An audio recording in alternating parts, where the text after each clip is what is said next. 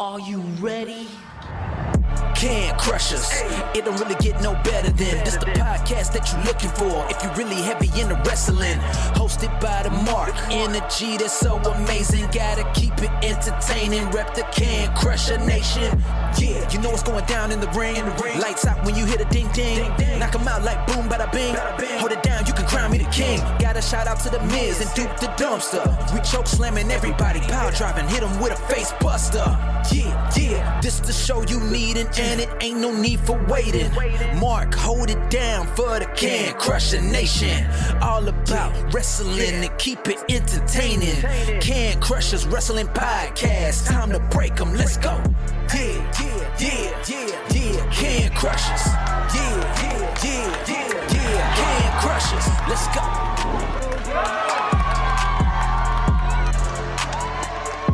Hi everyone, this is Ringside Rain and you're listening to Can Crushers Podcast.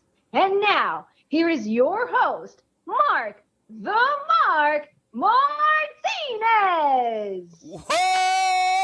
Welcome. Hello. A lot has happened in the first 8 seconds of the show. We did a nice hello, but it didn't get recorded because, I don't know, the recording device this week is frustrated with us. This doesn't want to work. He's taking the week off. And wrestling took the week off. But hey, it's okay. It is. It is okay. Welcome to Can Crushers Wrestling Podcast. I'm your host, Mark Martinez, and that is Sir Michael Jenks, the co-host, the wizard. Hi. A wizard? Oh, man. I'm going to have to fight Chris Jericho now. You are. You have to fight Chris Jericho. I got to start working on my fireballs.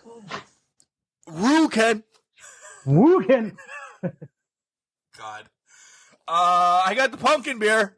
I'm ready to go. Good job. I got Grandpa's old stout here. One more of Grandpa Apollo's s'more stout, so finishing that off before I go back to the other pumpkin beer. Nice. Yep. You have a guest this week, too. I do have a guest. She's very vocal right now. My sister's dog, Lexi, has joined us literally, I would say, an hour ago.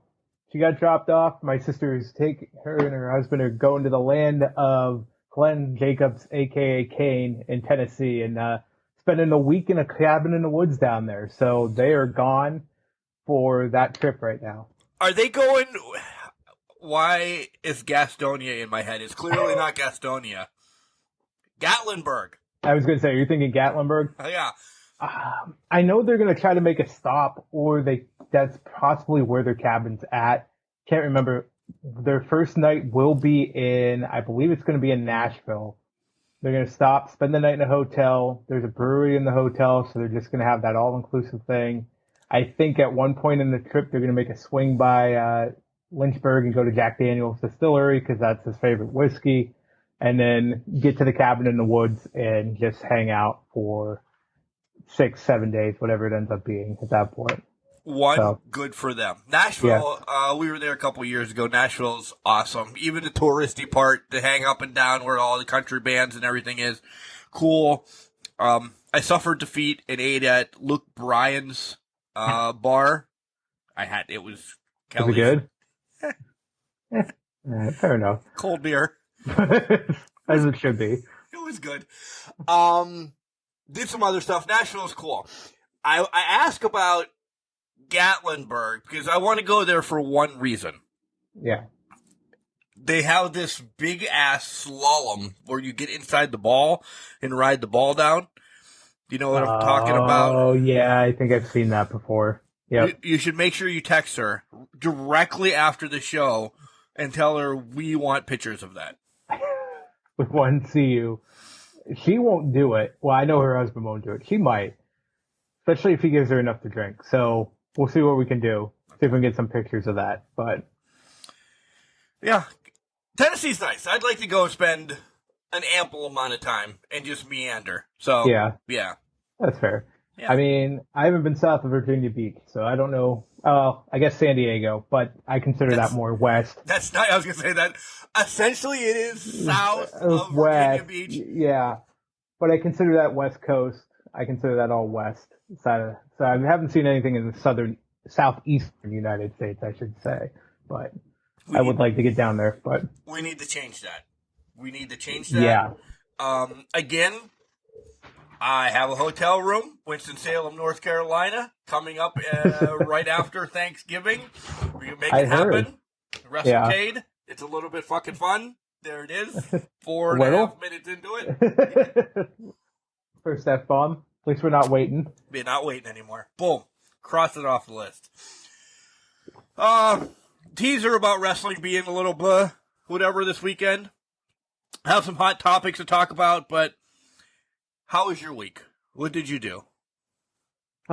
This week has been interesting. The ups and downs for the most part. Actually, it's been mostly ups. It's been a good week. Got the young lady here now for the rest of the week, the third pup. Found out at work today I'm going to end up being not today, but earlier this week, I'm going to end up being the sole person in my department doing what I do because my cohort has found another job at my company. So he's on the greener pastures at the end of the month. So it's going to be all me all the time there. So I was a little like, oh, well, here comes the rush. So there's going to be a lot of long nights going on here. So, but it'll work out. Everything will work out. And hopefully I get to see the girlfriend this weekend. We'll see. But COVID has taken us apart these past few weekends. So maybe we'll finally see each other. So that's been my week. Is she all cleared up, the negative and everything like that? The family is good as well? Yeah, she's all cleared up. The family's good as well. There's that lingering after COVID cough that hangs around for a long time. That's still out there in the family and with her, but she's fine. She said she's good. So she should be up here tomorrow. We'll meet the whiny Lexi that's behind me right now, and then we'll see how it goes. So big plans. Ribfest isn't coming up, is it? Or did I miss that? It's actually this week. It's this week. I don't know if we're going down to Ribfest. I don't think she's big into ribs. What? From what I understand. Yeah, she's not. She liked the ones I made earlier this year, but she's just not a rib person. Her father is, but she's not. So, but we might end up, I don't know, we might end up going to get in, we have Sarah's up here, nice little diner on Presque Isle. Like it. We gotta get it in because there's only about 14 more days that it's open, so maybe this might be the last time we get down there and see it. If not, it'll probably end up being Olive Garden or something, but we'll see what happens. Nice little, and it sounds relaxing. Nothing too pressing going on. No, nothing too pressing. We are going to watch the new Jurassic Park, so I'm assuming I've heard that it's complete and utter shit. So we'll see what happens with that. But also, I'm glad you're excited for that. Listen, I'm excited for dinosaurs, but I've heard the movie itself is actual shit. So, but if you're going to see Jurassic Park as a cinematic masterpiece, then you have no idea what you're going to that movie for. So there's that. Yeah. So that's my week. I also found out I still have HBO Max, which I thought I canceled a long time ago. So that's still running. So I might watch some things on that tonight too while we're at it. So we'll see what happens after SmackDown and Rampage. But it'll be bedtime. It probably will be, but I have high hopes after last weekend. And what happened after the show last weekend, which I should preface this for everybody that obviously hasn't heard this, I got sick as a dog last weekend. So I talked it up. There's a possibility going to Tennessee Pitt. We talked about it. Said I'd send you a picture of where I was or whatnot. I sent you the picture of the big screen in the living room. Yeah, about 10:30, everything went to hell in a handbasket. Still don't know. I don't know what happened. I'm assuming it was a bug.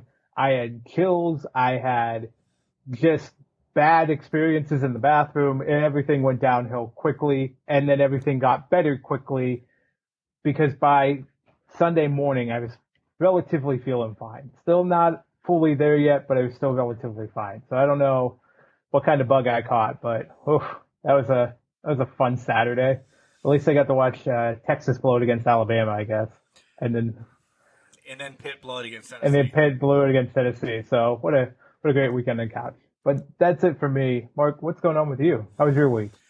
Besides crying over Pitt blowing it to Tennessee, which hey man, you're rocking the Panthers hat right now. If I'm reading that correctly. So I am. I'm getting it. It is my. It's my new one for next Saturday. I have to break it in. It's not. They didn't have the slouch fit that I like in fat head size. Yeah. So I had to go with. It's not New Era, but it's almost New Era. And I'm not a big fan of them, but I'm a jaded son of a bitch. And if I don't have a fitted hat, I cry. See, I'm the opposite. I can't do fitted hats. I gotta do the flex fit. No. Those are the only ones I do. So I got the pit hat. I'm breaking in for next weekend. They moved the game. Well, they finally announced the game is at noon, which I think everybody in the world knew besides the ACC, because I don't know how you can even make a Pitt Rhode Island game 4 o'clock, let alone any other time. That should have been a primetime masterpiece on ESPN. Friday night, kicking everything out of the way. Get Kirk Herbstreit there. Get them all there. Get game day there. Speaking of Pitt, they play tomorrow night at 7:30. They're at Western Michigan, which, whatever. Western Michigan is almost in the same time zone. Or I believe it still is in the whatever. I don't know. I think it's barely in the same time zone. Yeah. That's a 7:30 game tomorrow night. Or tonight as you guys are listening. Just fucking realize we record on Fridays and it's Saturday for you. I've been fucking this up for 3 weeks now, so yeah, we'll figure it out. But I don't understand why it's a 7:30 game. That's got me whatever. It must be they had to put, maybe Pitt just needed a night game or something. I don't know. They just had a night game against. That was during the week. Maybe they needed a Saturday night game. I don't fucking know. But they lost to them last year, so I'm worried. Oh yeah, because that was the big. What was it, like 44-41 or something like that? It was their first loss. Yeah. Yeah. Because I had them win a national championship, of course. I remember that. Well, Desmond Howard had him in the playoffs this year. Yeah. Well, that's knocked off. I mean, they can still get a good run in the ACC. This, that, and the other. Get a decent bowl. Yeah. I almost had a heart attack on Sunday watching the Steeler game. Oh. I don't understand that, first and foremost.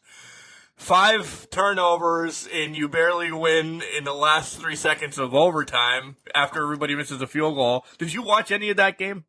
I did. I watched the overtime. I watched the end of the fourth into overtime because I was watching. I had Red Zone on, and I also had on Browns Panthers because I wanted to see what that is. It runs deep in the family, so I was watching that. But then I turned it over to that, and I'm just I'm sorry, I laughed the whole time. Thanks. I was at Pitt. It was at Cincinnati. McPherson, who was a legend last year, missing shit. Missing an extra point. Well, it was partially blocked, but still. Right. But still, it was like, oh my God, when is this game going to end? It was ridiculous. Yeah. I mean, at least it got to the point where the kickers got involved. I didn't watch the Houston-Indy game, but I'm assuming that one didn't get anywhere close to that point except for when Rodrigo missed that shot wide left. So, and then fired 30 seconds after the game. The firing of that legend is just terrible. Terrible. Horrible. But we cruise on to the week then in Mark. What if, I don't know if it was fall cleanup and I didn't get the memo or anything. I'm going to be a cranky old man. I'm fucking sore. I came home today after work. The boy had to wake me up to say, I got to go to work in 5 minutes. Are you going to take me? Oh, shit. Yeah, that's a good idea. I have to get beer and snuff anyway, so let's go. From 1 to 4:30, I napped. So, yeah, it caught up. And then that's it. Getting ready for some wrestling tonight. I do have an inkling, and we're going to talk about this in Hot Takes, of something that's going to happen, or that did happen on SmackDown. But, yeah. Yeah. I'm disgusted with it. Well, I don't know what you're thinking here, but if it's what I think you're thinking, then I could probably confirm it already because Twitter's already got a report out about things. So we'll talk about it during Hot Takes and Hot Topics and that, or whenever you want to talk about it. But we're there. That's let's go. That's my week. Let's start here before we really rip on something. And I do have an announcement as well, if you guys have forgotten. We have an announcement coming up for some new wrestling coming around or back or whatever. Jenks. Roman's not going to be in Extreme Rules. Fine and dandy. We haven't gotten anything set up for him. I doubt we get anything set up for him. I think it's in 2 weeks. Whatever. I'm all right with that. He's been doing this now since WrestleMania. Bailey's all right with it. Yeah. But what we're getting set up for Crown Jewel is Logan Paul is going to be taking on Roman Reigns for one of the Universal for a championship. This just says blood money all over it because I don't think anybody in the United States wants to see this. Nobody does.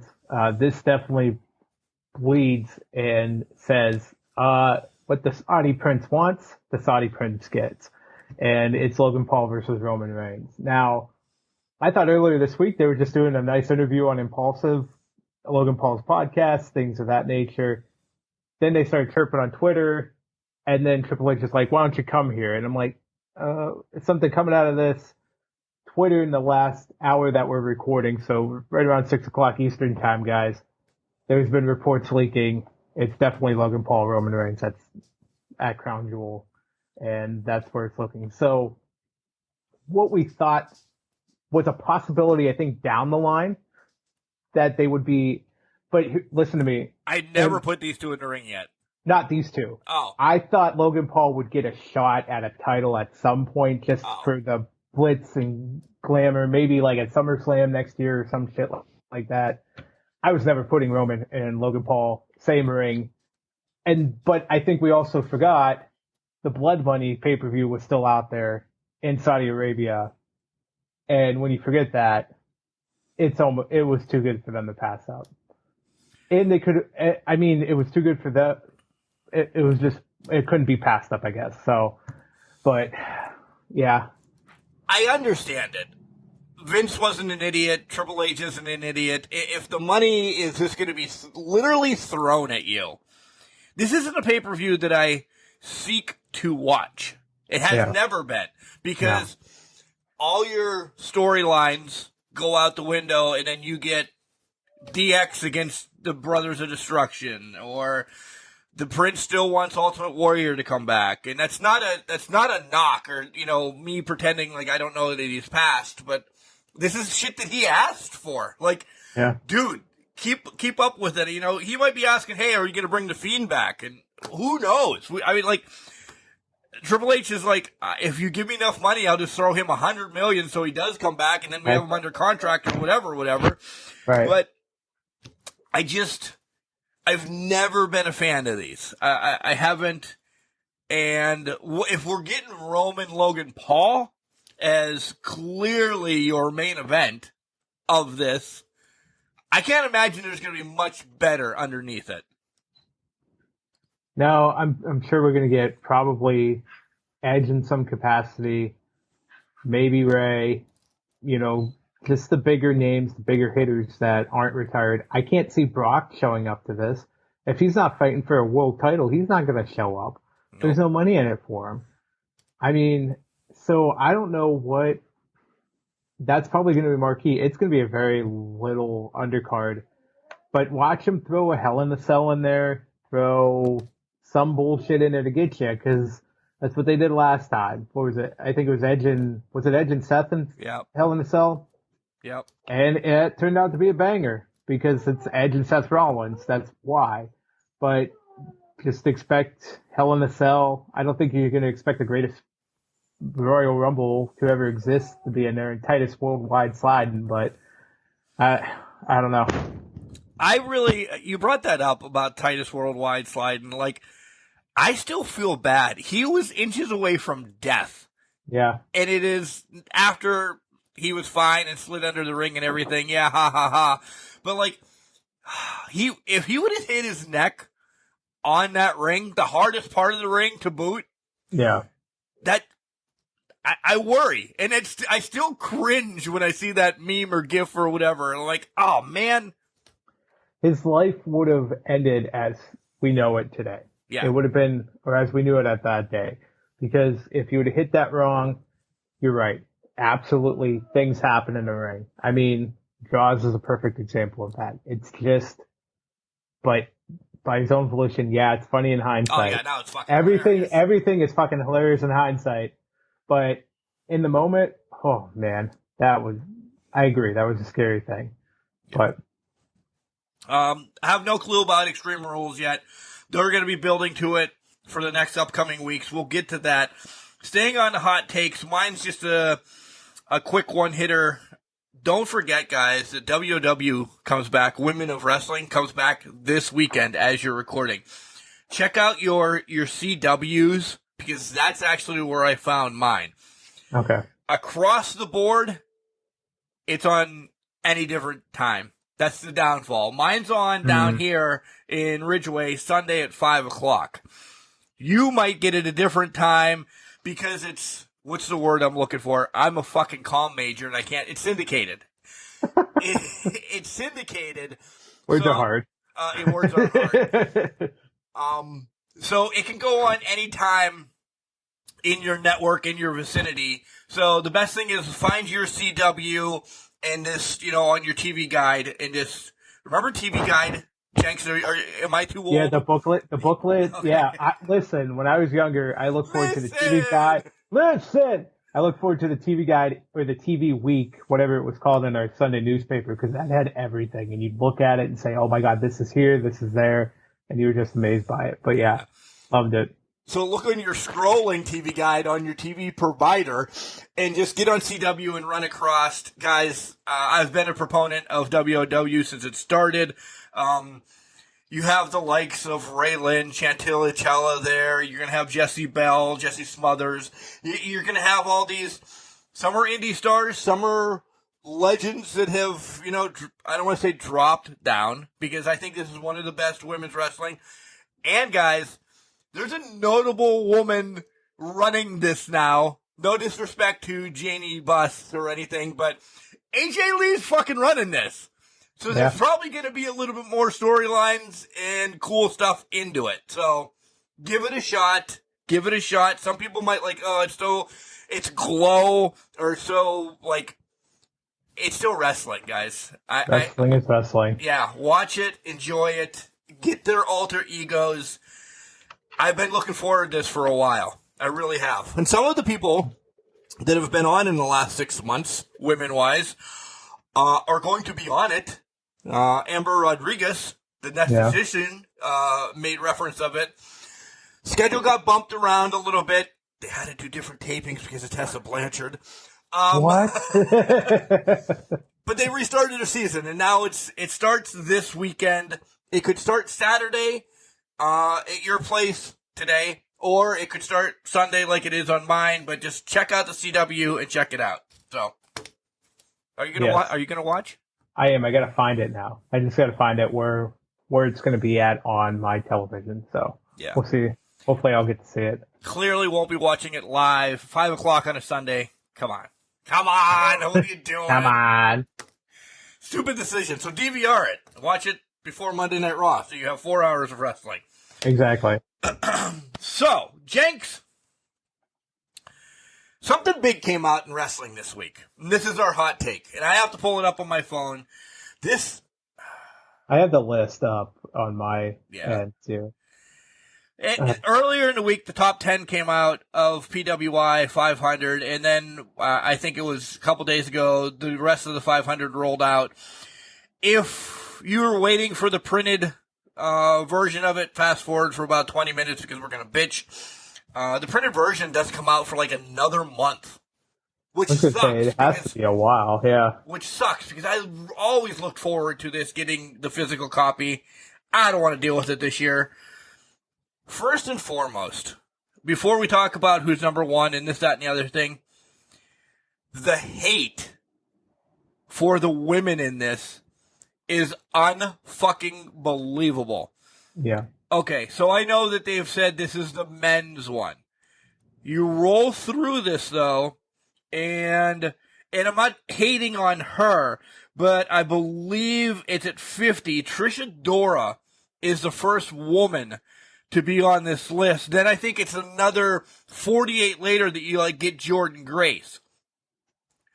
All right, I'm happy they made the list, but here's my soapbox. If you're putting them on the list for doing whatever they did, or, I know who Trish Adora is. I don't follow her a lot. Jordynne Grace is amazing in Impact Wrestling. I love her. I really do. If you're going to put some on, you sure as fuck, where's Becky Lynch? Number one, where is, I'll wave the flag, where is Britt? Where is Rosa? Where is Charlotte? Yeah, because this is all from last July until the end of June this year. A lot of them have done major things. Yep. So why are we including a few women, not notable women, but a few? I don't understand that. And as you're talking, I am now as hot as you because this 8% is fucking kicking it up, so I'm taking my sweatshirt off. Yeah, off of that point, and actually I want to wait till Mark gets his headset back on because I think he needs to hear you. Oh, you can hear me? Buried at 379 is Riho, and I have not seen Riho wrestle more than 3 matches this year, and if she has, it has been not very advertised. And I apologize to her if I haven't seen it, but Riho has wrestled very little this year, yet she's on this list at 379. A lot of elevation when she returned for a hot second. Yeah. So I'm in the same boat as you, is they're claiming now that this is only the men's list, but you still have women on it.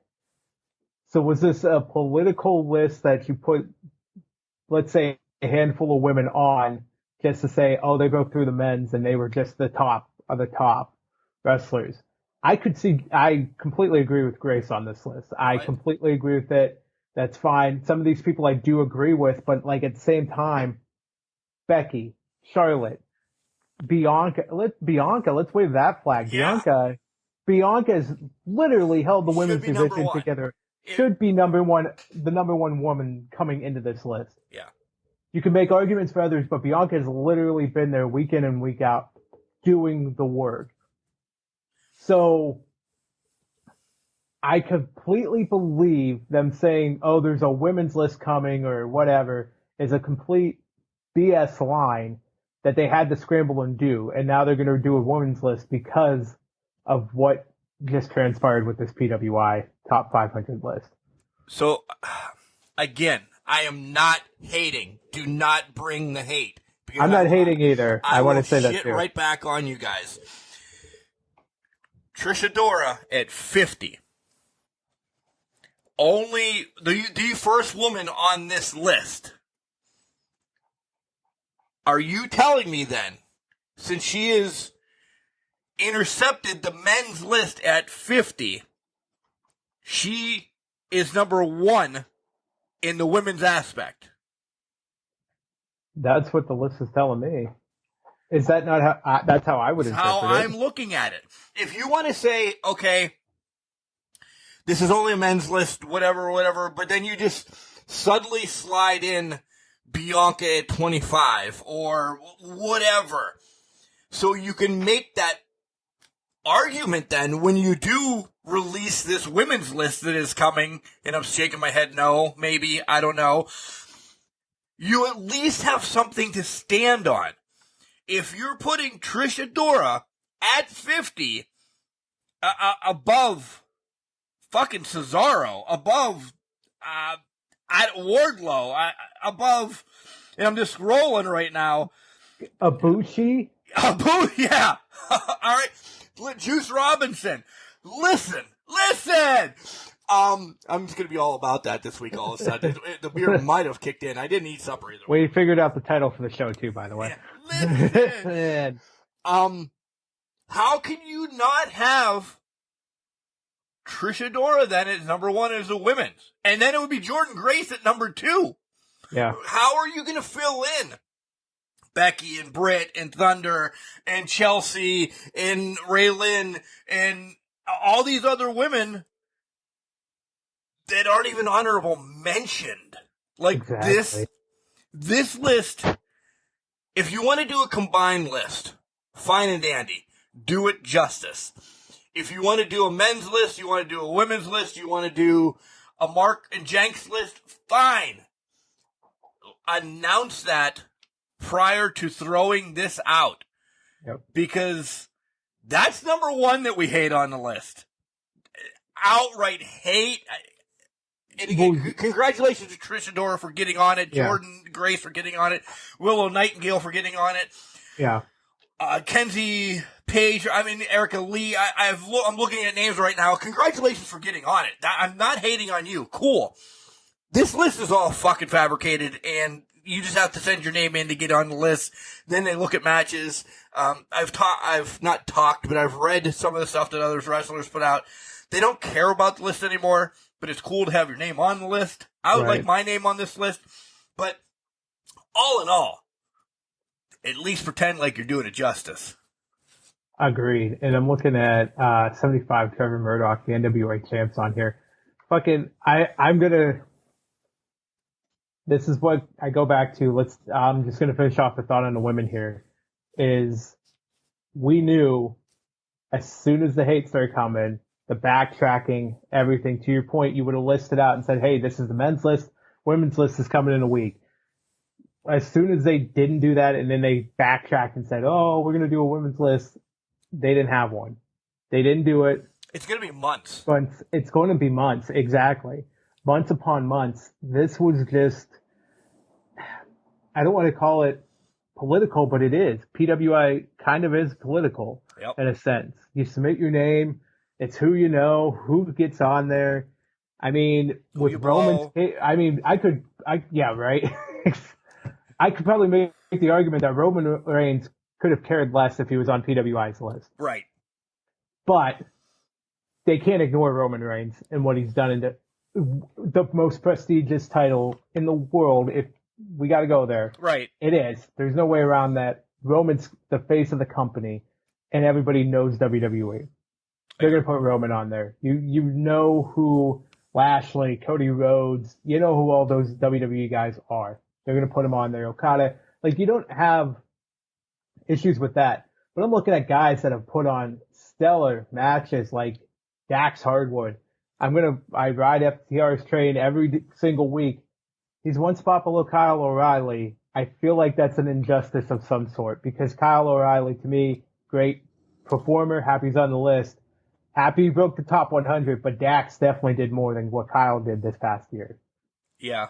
But, yeah, it's little things like that. But I think the biggest pain that I see here outside of the women, and I told you about this already, number 12 is John fucking Moxley. You're telling me he didn't have a top 10 year. You can say what you want about everything before the last 4 months, because I heard that argument at one point this week was, well, he didn't really do anything until 4 months ago when he had to win the title. Bullshit.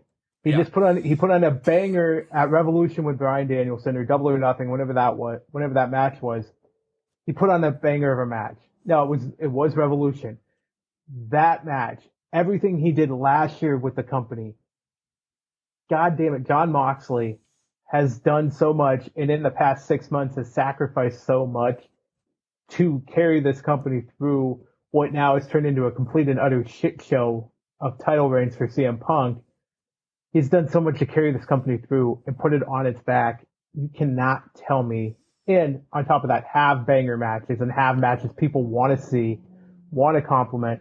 John Moxley is easily top 5 to me. You can't tell me, even if you fight the top 5, okay, I'm probably fine and dandy with that as well. Yeah. But you can't tell me, even the last 4 months couldn't get Moxley in the top 10? How far down on the list was he? June. Before June, how far down on the list was he? Yeah. Was he 75? You're telling me he's 75 and he's putting on bangers consistently throughout the year. I know he's injured now and he did some things previous. How the hell, and this is no disrespect, good for him, how the hell does Big E make 9? Yeah. I think the only reason I think Big E makes 9 is it had to have been position last year, and the fact he won the title in this time frame. Maybe. I don't know. That's the only explanation I can think of, right? I agree with you. I think Big E deserves a top 25 spot at some capacity, but top 10, I'll give you that. No, sorry. Big E did a lot this year. If he was consistently wrestling through the year, absolutely. Even if he wasn't sniffing the world title again, absolutely. He broke his neck. It's unfortunate. He's recovering well, which is thank God for that. I love Big E. I don't put him at 9. I don't see him there, but I could make the argument that I don't know if I see Bobby Lashley That's that where high. I was going too. I was going to say, all right, if we're going to go Reigns at 1, I think we're both okay with. Okada, fine and dandy at 2. Yeah. Punk for what he did. Yeah, I'm all right with Punk at 3. Let's be honest. Yeah, you have to be. Punk at 3 makes sense. Adam Page at 4. He's had some bangers. He has.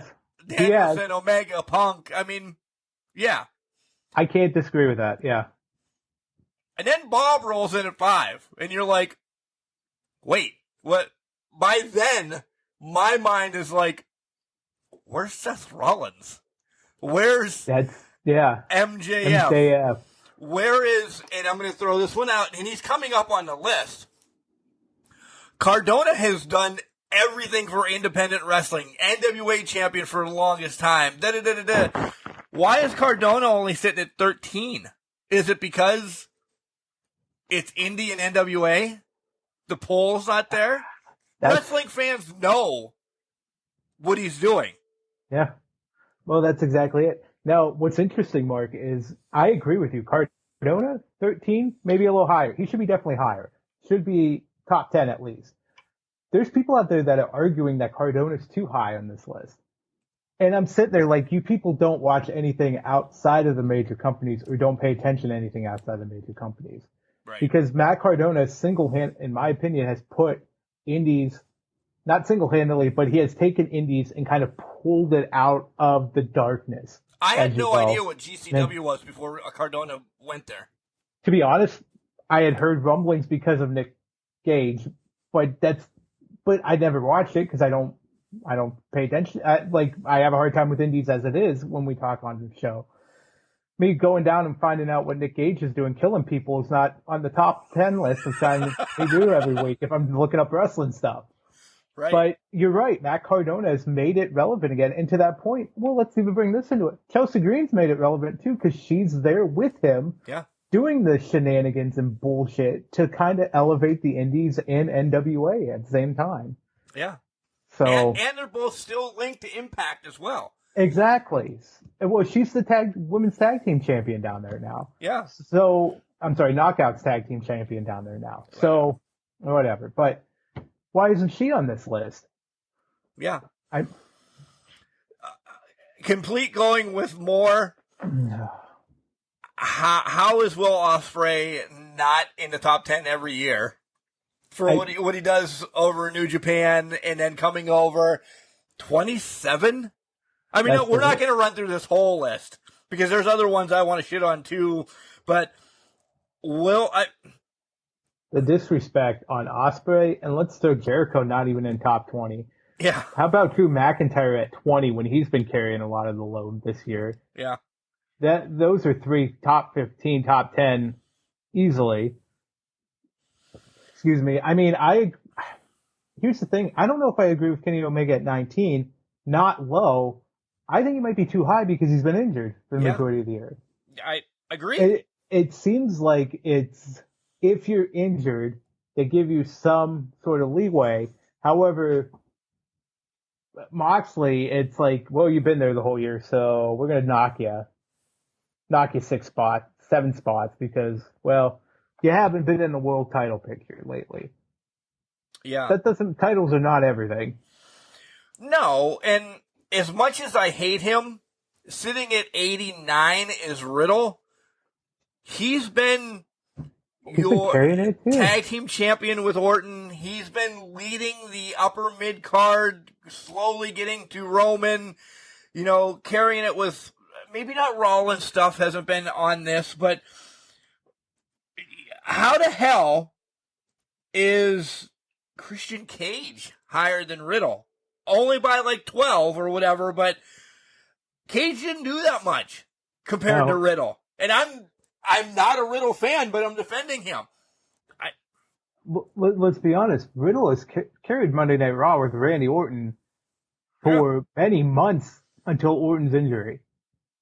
That comedy act had people turning in, week out, to see what shenanigans Riddle was going to do with Orton every single week. And now, 89? That's just ridiculous to me. Like, some of the people I've seen on this list, we haven't seen wrestle in a long. There's some people that just have not wrestled in a while, or like they had pockets where they were not wrestling at all. Yeah, it's. So, I'll post this list, or maybe I did already. Go back and look at our social media. If you guys want to, chime in on it. Send us an email at cancrusher69@gmail.com. Give us some of your thoughts, or the phone line's always there. And I know I always fucking forget to mention it anymore, but you guys should just know it's on all our social medias as well. If you want to chime in, this would be cool because I don't think next week's going to be a lot of much either. 814-299-6687. Please only make one phone call. Please keep it under 3 minutes for some people that we know. Let us know what you think of this top 500 list. And again, we're not going to go through all 500, but there's some that are just like, what the hell? And then Mr. Irrelevant, who is 500, as I'm scrolling real quick. Dustin Wilson. Okay. Congratulations, buddy. Good job making number 500. Yeah. As I just scroll maybe to 450 real quick up to see if anybody is, Derek Dillinger, IWC. Yeah. But I get QT Marshall, 440. What? I haven't seen him wrestle in ages, but Super Crazy's on this list at 449. Throws me for a loop. I did not know he was still in the wrestling scene.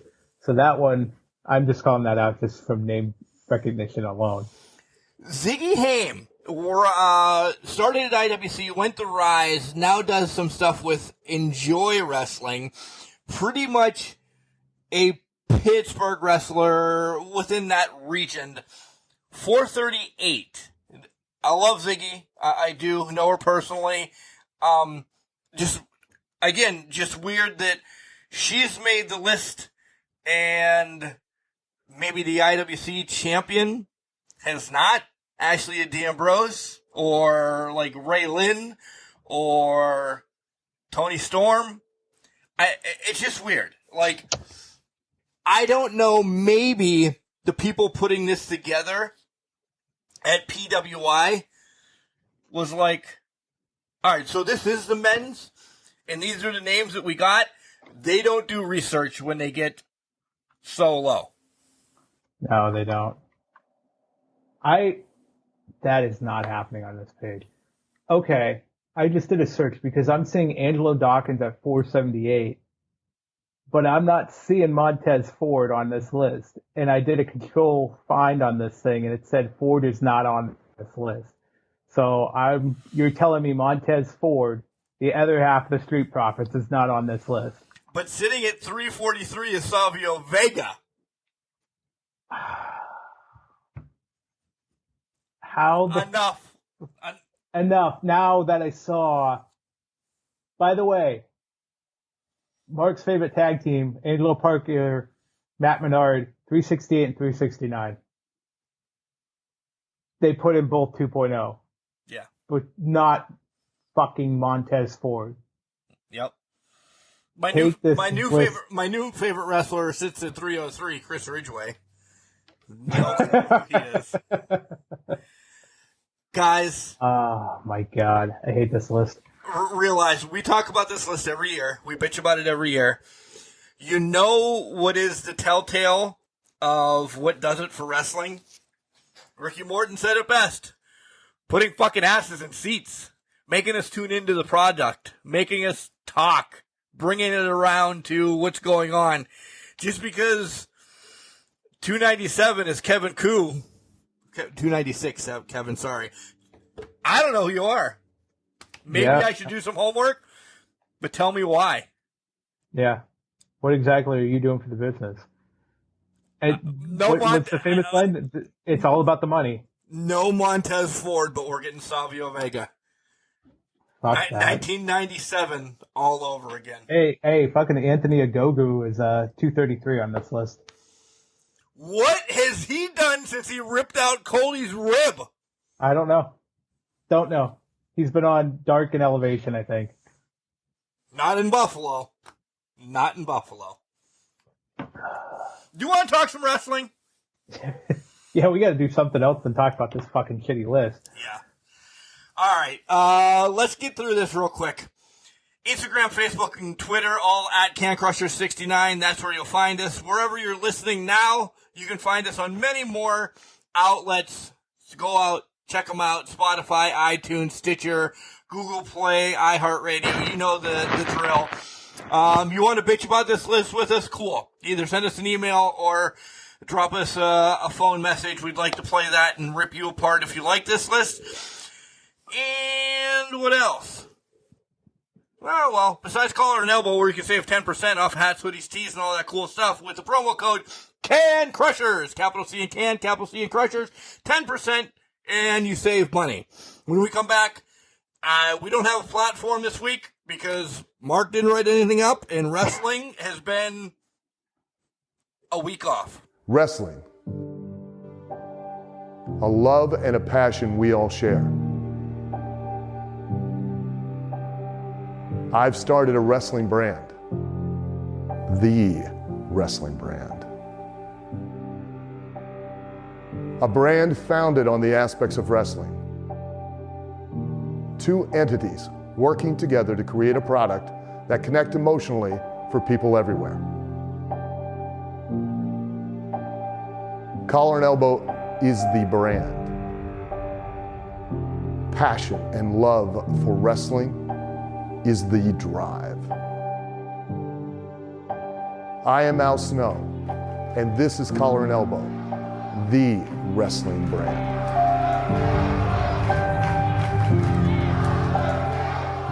Hey, this is a whole lot of dude, Crash Jackson, and you're listening to Can Crushers. Welcome back to Can Crushers Wrestling Podcast. Nobody went to the bathroom yet, but we may be.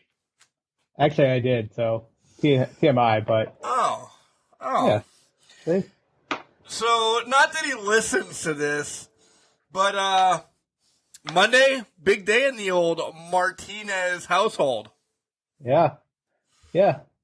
Oh. Ethan, I love you. Happy 16th birthday early. Congratulations on keeping your grades up thus far. And then that means on Tuesday, we go get the permit. Yeah. Do it. This is going to be fantastic. This is... Welcome to your new chapter. You wait till you see me on Skype next week. The grays are just going to be infested in me. Listen, it can't be as bad say as it right. Say it right. Listen. All right. It can't be as bad as what I did to my dad.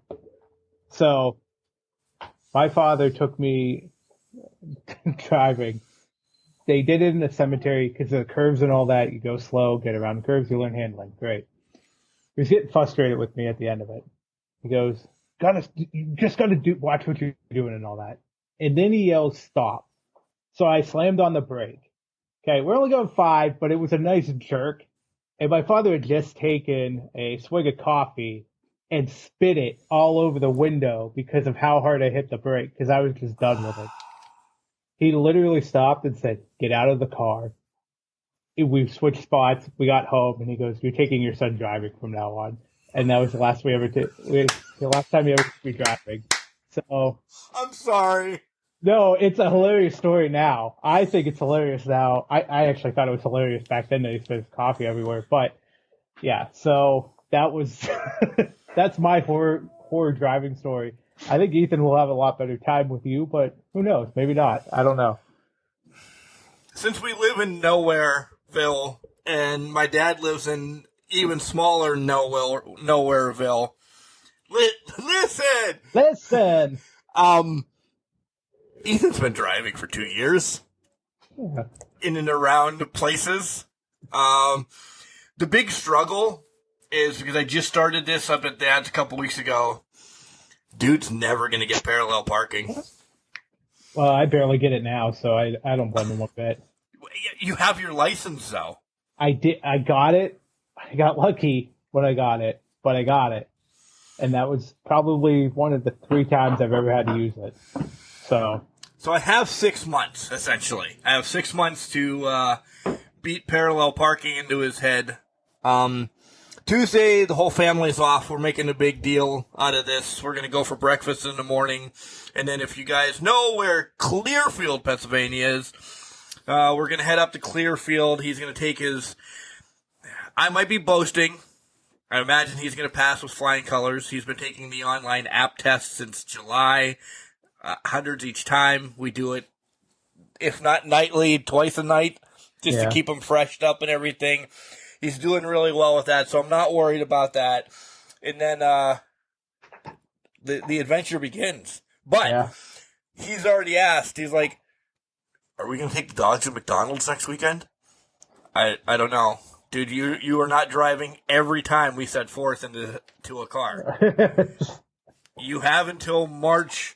because I don't know the date. You're not driving from now until March.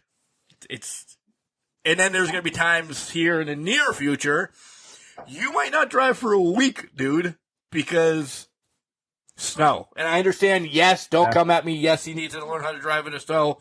Correct, he does. But when it's ass deep and it's not going to be plowed for a week, he doesn't need to.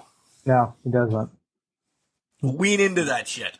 So, excited, nervous, scared fuckless, and really feeling old. That's fair. I mean, I can't take away the feeling old part of this, but I think he'll do great. You'll do great. You'll lose a few hairs, turn them gray. The salt and pepper look might be more saltish by the end of it, but it'll go fine. Do you remember the little dude running around Seawolf City? I do. He is Brock Lesnar now. I can't even figure it out. It's been 11 years. Yep. Snap of the finger. Boom. All right, let's talk about last Friday as we talk. Well, let's do WWE and then break it down into AEW. Let's do Friday, Monday, and then take a break, and then come back and do Friday, Wednesday. What did you think about SmackDown? You kind of watched it because we had a longer show last week. So we bounced over into it. You were saying stuff about the Brawling Brutes and Imperium. I didn't turn it on. I don't know what I was. Again, let me pause. Have you watched the Code Blue Cam yet on YouTube? If you've not watched Code Blue Cam on YouTube, this is cops in Wisconsin, and they don't edit much out. They do edit some stuff out, but man, this is body cam and cops of old and just, I was down a rabbit hole last night because everybody was working again, and then I watched the guy drive a truck into a lake, and they had to get him out, and he ran. When they caught him, he said he wasn't driving. He was bleeding more than Ruby Soho after a time Mello needed a face. Code Blue Cam on YouTube. Well worth it. I'll have to check it out. I will say this. I've had Cops, the one cable provider I have has Cops 24/7 channel on it. And these are like the down and dirty 80s, early 90s ones that they don't censor. There is literally 4 episodes where there was dead bodies literally on the screen. They were showing it. They were investigating and everything. I'm like, holy God, this was a totally different time than when I watched it by mid-90s. I remember it was just pulling people over, maybe a high-speed chase, nothing there. But yeah, this was complete and utter chaos. So it sounds almost down the alley of what you were watching on YouTube. So I might need to check that out too. But the most fascinating one, there was a bus today, because I had it on at right after work. There was a bus today where they were actually setting up traps in a tractor trailer, driving it through bad neighborhoods. They had a built-in compartment for the cops to hide in. And when people broke into the back of it, they'd come out and they'd had a trap set up so they couldn't get back out of the trailer. And it would be just them and the cops in the trailer. It was fascinating as shit. So. One more real quick, then we'll really get to SmackDown. Yeah, we'll get the wrestling. It wasn't that good this week, guys. That's why we're talking. Code Blue Cam had one last night. And these are all, like, they posted this week, last week, months away, and I'm just continuing to watch them. I don't know how long ago it was, but they were on a boat getting migrants. And this boat would stop every periodic, but the cops couldn't catch up fast enough to, like, cut them off. So people, the migrants, are just literally diving as this boat's at like 5 miles an hour onto land and running, or diving the other. I don't know why you would dive into the water, but some of them dove into the water. Oh my God. All right. I've been to Wisconsin. It's not South Beach or anything. I don't understand the idea, because it's all lakes up there, right? I know it's not an ocean. Go fuck yourself before anybody sends me that email, Cody. I understand it's not oceans, and yes, there's rivers, but you're bringing people from like Jamaica and Israel and the Virgin Islands. Virgin Islands is the United States. Whatever. You understand. I'm getting excited. Like, you're bringing all these migrants up. One, the water in Wisconsin always has to be cold, right? It's a cold freaking place. Unless it's the middle of summer, it's at least 65. Right. At the highest, it's 65. Right. I'm taking the road rash besides the hypothermia. But why are you diving into the water? Again, Code Blue Cam, YouTube. Check it out. Jesus. The question that everybody wants to know, but yeah. Oh my God. There's no ocean in Wisconsin. I know that. Shut up, people. I will. Hey, but you know what? The Great Lakes do connect to the ocean somehow. So I'll give you some props. No shit. Most water connects somehow. It's running. Don't get angry. I was trying to give you a benefit of the doubt scenario. Well, you can just, I don't know what to tell you, man. Trying to help you out. FYI, quick question off complete topic. You guys bounced back on a 40-year dash. You got a little bit of a month off or so. Had some injuries in some. Unintentional time off on the 40-year dash. But yeah, we are planning on recording this weekend. So unless something absolutely chaotic goes awry this weekend, we should be back. We only planned to take the one weekend off for Labor Day, give everybody a break, and now it's just complete and utter. Things have come up. Moochie. It's all Moochie. We'll blame Moochie. We had to go on the shelf. He ate too many candy corns. I don't know, but we're coming back. By the way, if Kelly's made it this far, I hate my wife. There's a bag of candy corn on the table. It's not opened. I hope it never gets opened, and I hope it just sits there until October 31st, and I throw it away. So I went to Sam's Club this week, and they were selling 4-pound bags of candy corn. I sent it to Moochie. He was salivating over it. I said, I'd buy this and throw it directly into the trash. But pumpkins, I do like candy corn. I'd rather go candy pumpkins. But if you guys want to listen to a good episode, there's a debate episode on candy corn versus every other Halloween candy in existence. So go ahead and listen to that in 40-year dash. All right, we're a wrestling podcast. We'll finally talk. We are? What? Probably an hour deep now. That's not what I signed up for. All right, let's go. SmackDown last week, the Brawling Brutes take on Imperium. They're back together.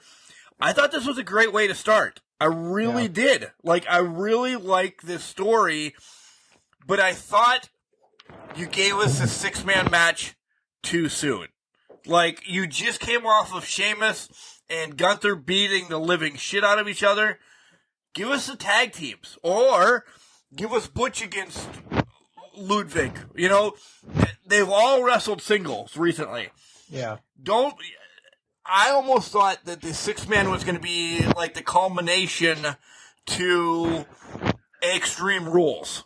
And I think that we're going to get something big at Extreme Rules, hopefully. Because I like this storyline. I love both groups.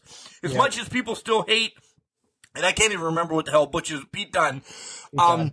I love how much he's just taken Butch and ran with it. I think he is masterful as Butch. That just speaks to the level of talent of Pete Dunne, let's be honest.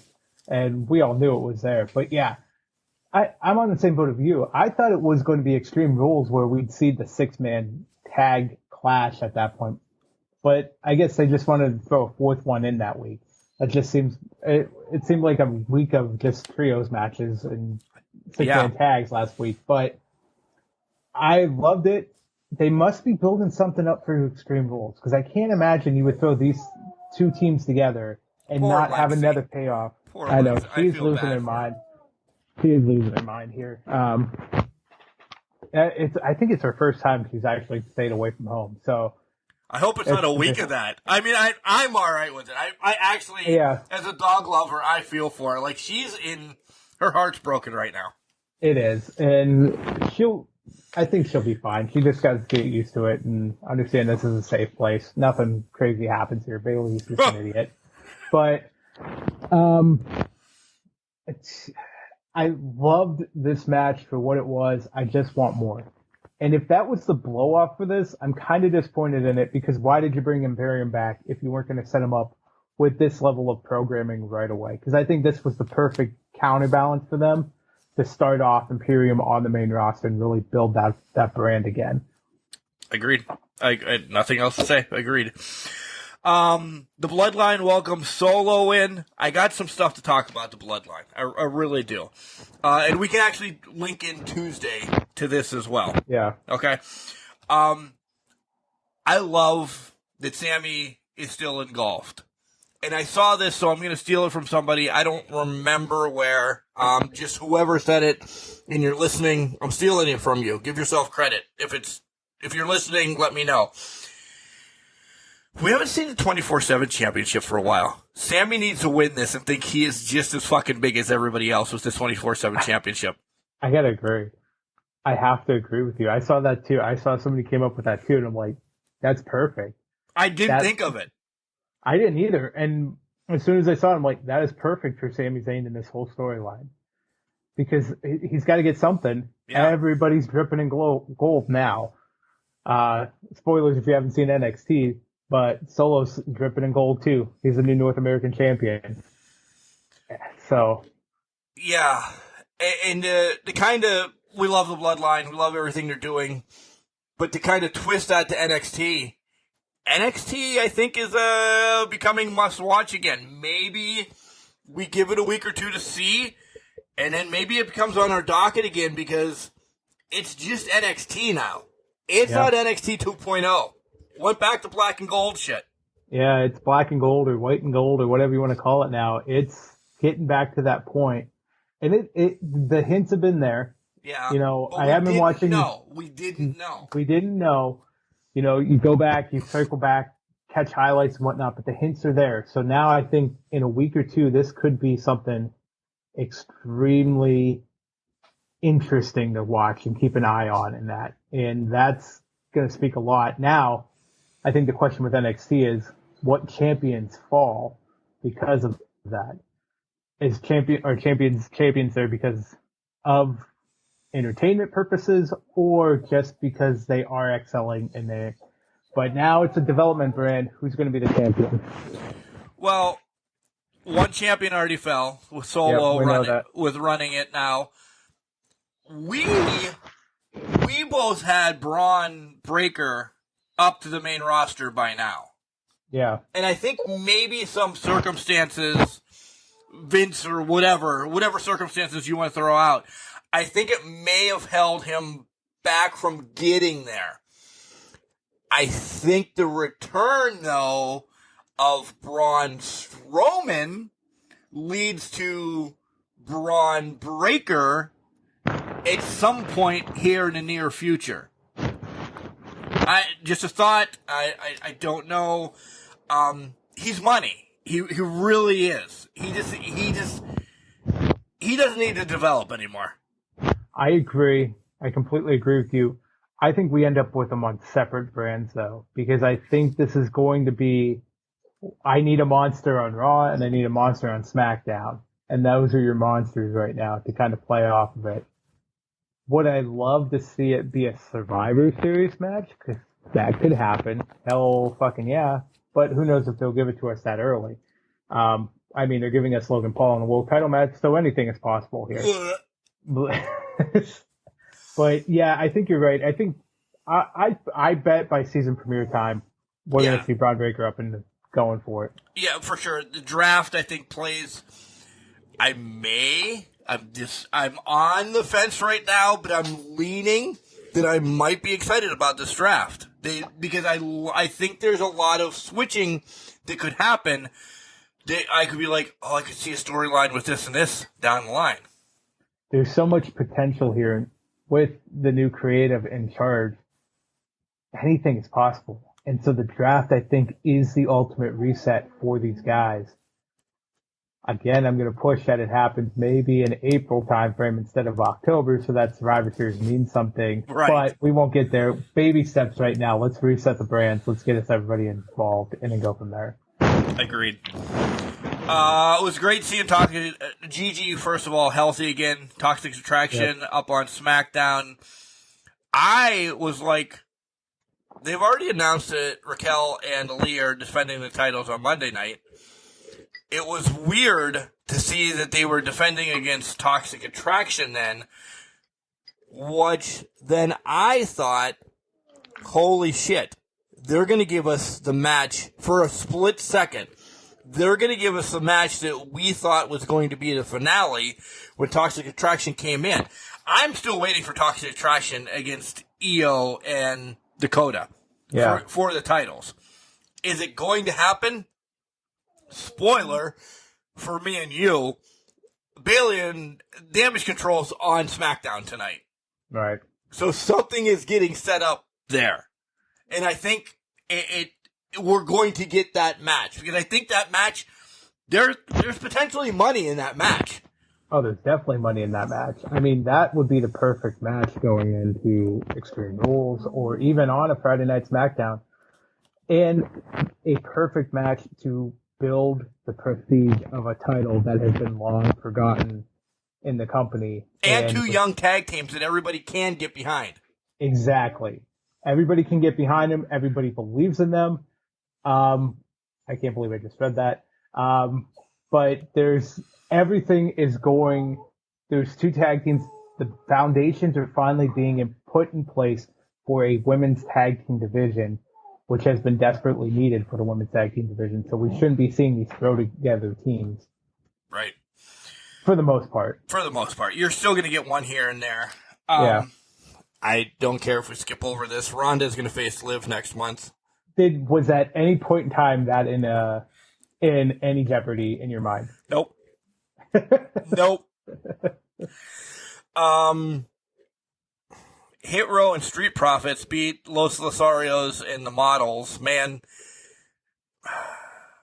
I don't know. There's three of the teams in this match I could give two shits about. And one I just don't like. Yeah, I was going to say one you just flat out don't like. Yeah. So, well, let's go off of that. If you saw the digital short, though, or the digital exclusive after this, looks like that Max Dupree is moving away from this. And there's been hints for LA Knight to come back, obviously Eli Drake. So if we get that shift away, that could be something to become excited about in the future. But until then, also I'm really hoping this was not the manager role that they were going to put Adam Cole in. Right. At some point. Oof. Big time wolf. So we'll see what happens out of that. Is Alpha... I mean, is Braun just going to beat up tag teams? They brought him back. Did they bring him back just to bring him back because they don't know what to do with him? And I understand you have to reestablish him. Have him be reestablished against Omos. Because nobody cares about Omos, but at least it's a big person. He's not doing any. Omos isn't doing anything. Have him beat Omos, send him back down to NXT, and then you have Braun to run the brand. That's what I don't get. Like, I don't get why you're just throwing people at Braun, throwing tag teams at Braun, just have him run through them. Like, Alpha Academy, fine if it leads to their breakup, because Chad Gable needs to get the fuck away from Otis. But till that point, I don't know what to say. But and then the main event was Drew against Solo.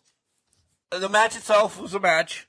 yeah, Everything after the match was a telltale of where we're going, how we're shifting gears, how we're getting maybe Drew away from the title picture for a while and excelling somebody else in the near future that we've wanted to see since he was amazing in NXT. But he needs to beat somebody on the main roster besides being BDSM Demolition. Karrion Kross is who I'm speaking about, folks. I didn't pick that up. But yeah, I completely agree. Is Drew that sacrificial lamb, though, is going to be the question. Because if so, that means Drew's transitioning, I think, more into the veteran that helps the younger guys get over role. I'm all right with that. I am too. It'll be interesting to see how they start shifting the dynamic here for the company. I've always waved the flag of Cross and Scarlett. I think they could do some cool things. I really do. Again, though, this might be he gets a cheap victory in that whole draft, and then they're separated. We might not be getting a huge storyline with them, which there's been a little bit of a story going up, but I don't think this plays out. I think they're both split. I wouldn't be shocked if Drew is back on Raw to get him away from the bigger guys again, that he could run Raw. Yeah. And maybe with the title, because we've spoken about that. There's built in everything for Drew over on Raw waiting. I wouldn't mind to see KO against Drew. I wouldn't mind to see Drew run it for a while if Seth's there. I mean, again, draft, everything shakes up. We'll see. But, yeah. The possibilities are endless when it comes to that. We'll see what happens. And it's funny that we're speaking of the draft already and kind of excited about it because last year we're like, oh, the draft's coming up. We just see something. We know as wrestling fans, there's still some stuff that Raw and SmackDown aren't great. But there's some stuff that are like, this has potential. And it's not 20 years of Vince, and I don't know how long we can continue to keep saying this. We both said 6 months to a year. We can see that Triple H is putting pieces in. Yeah. And that's why, as wrestling fans, there's a benefit of the doubt that it's coming. We're not getting everybody that waves a flag that Attitude Era was the best era ever. Right. We're not going back there. Between TV, society, life, this, that, and the other thing, that era cannot, will not, and is not allowed to come back. Yeah. Can we tiptoe around it? Well, fucking right, we can. We can. But just give everybody baby steps. You don't have to mute. Let her. I feel bad. It's fine. I think it's half that and half he might have to go OUT, but we'll get to that in a second. But all we have to do is talk about Raw, then you can go OUT. Well, that's fine. She'll be fine. But no, I completely agree with you in that aspect. And I think that's been that's the driving force in a lot of the toxicity that's out there in the internet wrestling communities, because everybody wants to compare things to a different era or to the Attitude Era itself, because arguably it gave us the biggest wrestling stars and money drawers in history, right? And it was that special to us, and we're that vocal on the internet now. But you just can't. Society has changed. Whether you believe in the terminology or the way things have shifted around with political correctness and whatnot, that's a whole other story. That's your own beliefs. That's fine. But society has changed. So there is a line to walk here. But you're right. There's a way to tiptoe around it. Triple H excelled in that for years in NXT. In that original product, that's what made it so special, is it could bring us a little bit edgier of product, but still skirt with that PG rating and not go over the line or tiptoe over that line. Yeah. So we're going to see that on Raw and SmackDown now, but people in my opinion, you cannot continue to compare apples to oranges. There's just no way around that. Can you compare apples to grapes, though? I mean, if you wanted to, you could probably smash a grape with an apple, but it wouldn't be any fun. Speaking of grapes, did you see that the cotton candy grapes are back out again? Have you ever had those? did. I love those. My God, the downfall. I spend the biggest bag. You're ending up paying $20 a pound. I'm like, yep, we're buying them, and then they're gone in one night. Sam's Club has a big container full of them. It's fantastic. And then they had a sweet tart one, which What? is like almost like a sweet tartish flavor. Oh yeah, those are pretty nice. Those are nice grapes. Yeah. I have frozen grapes in the past, and then eaten them that way. Have you ever frozen grapes? I've never frozen a grape. Yeah, it's really cool. I have not frozen because they don't last long enough, I'm telling you. Like, our downfall in this house, if we can get diabetes, it's going to be at least from fruit.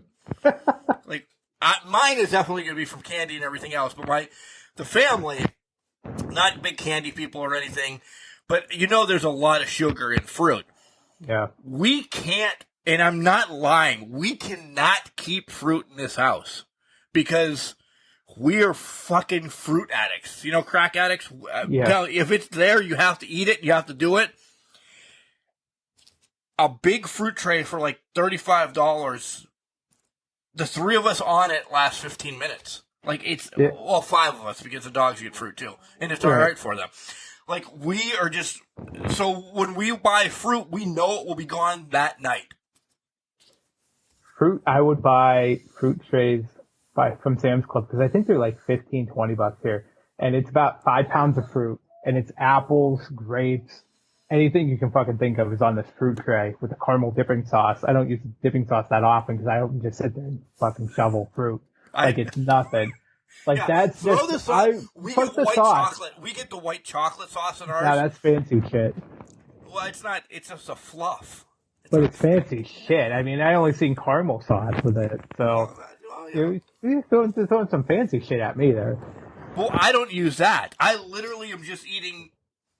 Again, anything in excessive is not healthy for you. Like eating 15 pounds of Granny Smith's apples. It's not a good thing. Not good for you, but we do. Sidetrack, sorry. Hey, listen, fruit. We're talking about the benefits of healthy eating here. This has gone all over. We talked about last week being a kerfuffle. This is a kerfuffle this week. We are everywhere under the sun.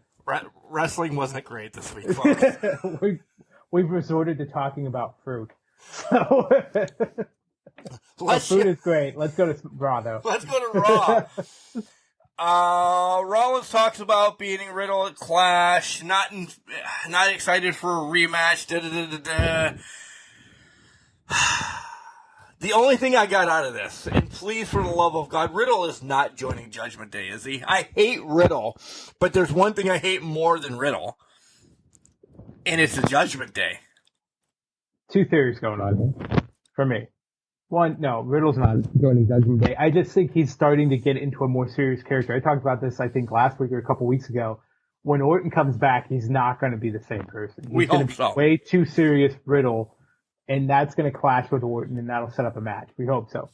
The second thing is with Judgment Day is I finally figured out who the leader is, and it's Rhea Ripley. Yeah. And I will tote that tooth and nail.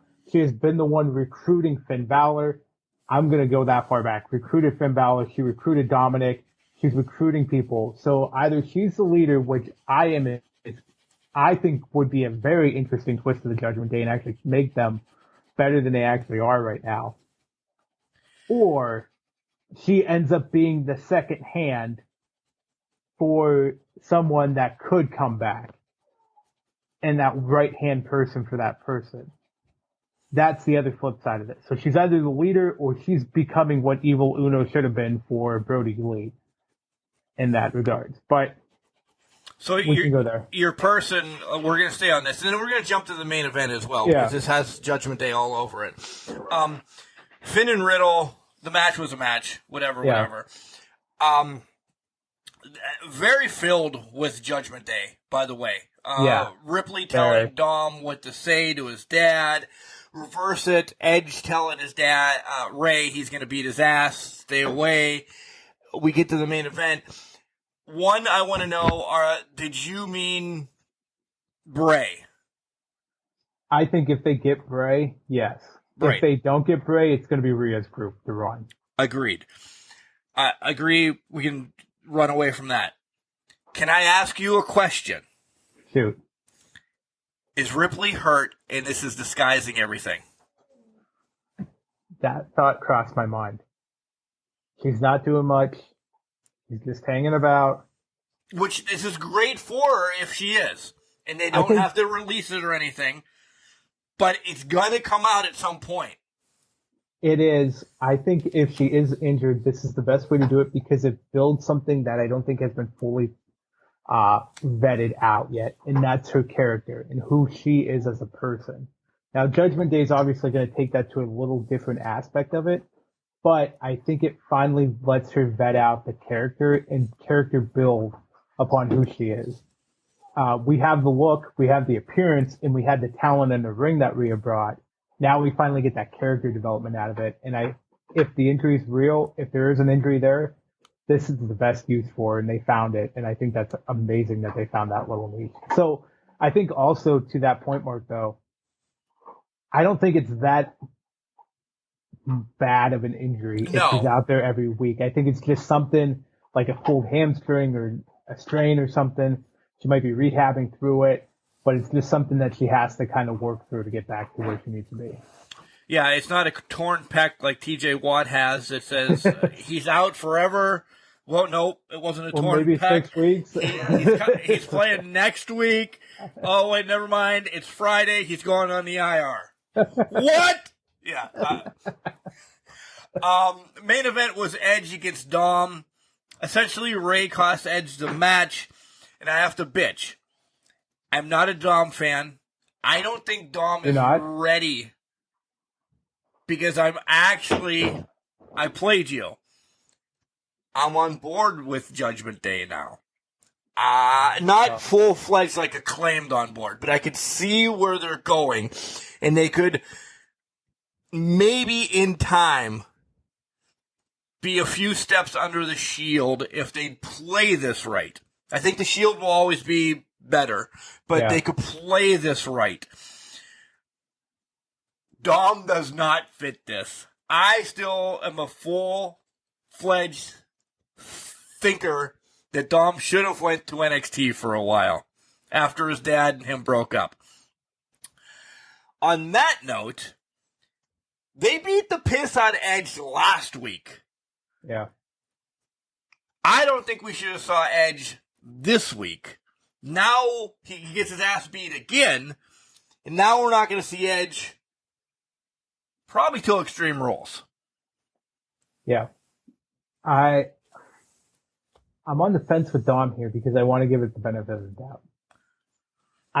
But to your point, he's not a great actor, so I don't know if he can really carry the mystique of, oh, I'm a badass. But I do like how they're having Ripley feed him lines. Right. I love that. Because maybe that might be something that they can build off of as the cult leader, you're going to believe and say every word I want you to say, and you're just going to be the vessel for my voice at this point in time. I like that. I'm all right with that part. Yeah. But I agree with you. Dom should have probably went back down to NXT, and maybe at some point he can. But I do like this. I like what they're doing with it because they're trying to make it work. They're trying to make it happen. To me, I really would not have liked to see an Edge. It was bound to happen with everything that went by, Edge and Dom.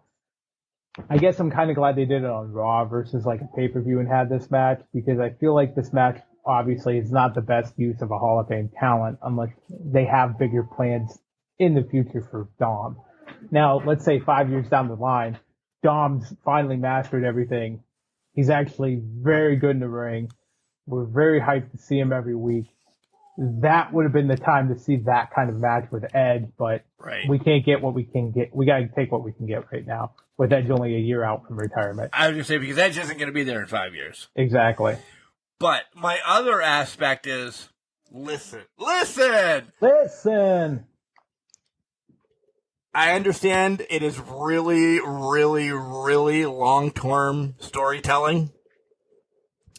I don't want Dom at this point to look so much like Eddie Guerrero. He is not Latino heat. He's supposed to be in like Aces and Eights or, this badass group or something. I don't, he looks way too much like Eddie right now to be in this group. Well, that's what the ladder match was for, man. I don't know what to tell you, man. Eddie's just Pappy. That's all I can say. He's taking after his dad's footsteps. You're an asshole. And You're an asshole. I would agree with you on that front, but we're at where we're at right now. I know. So, yeah.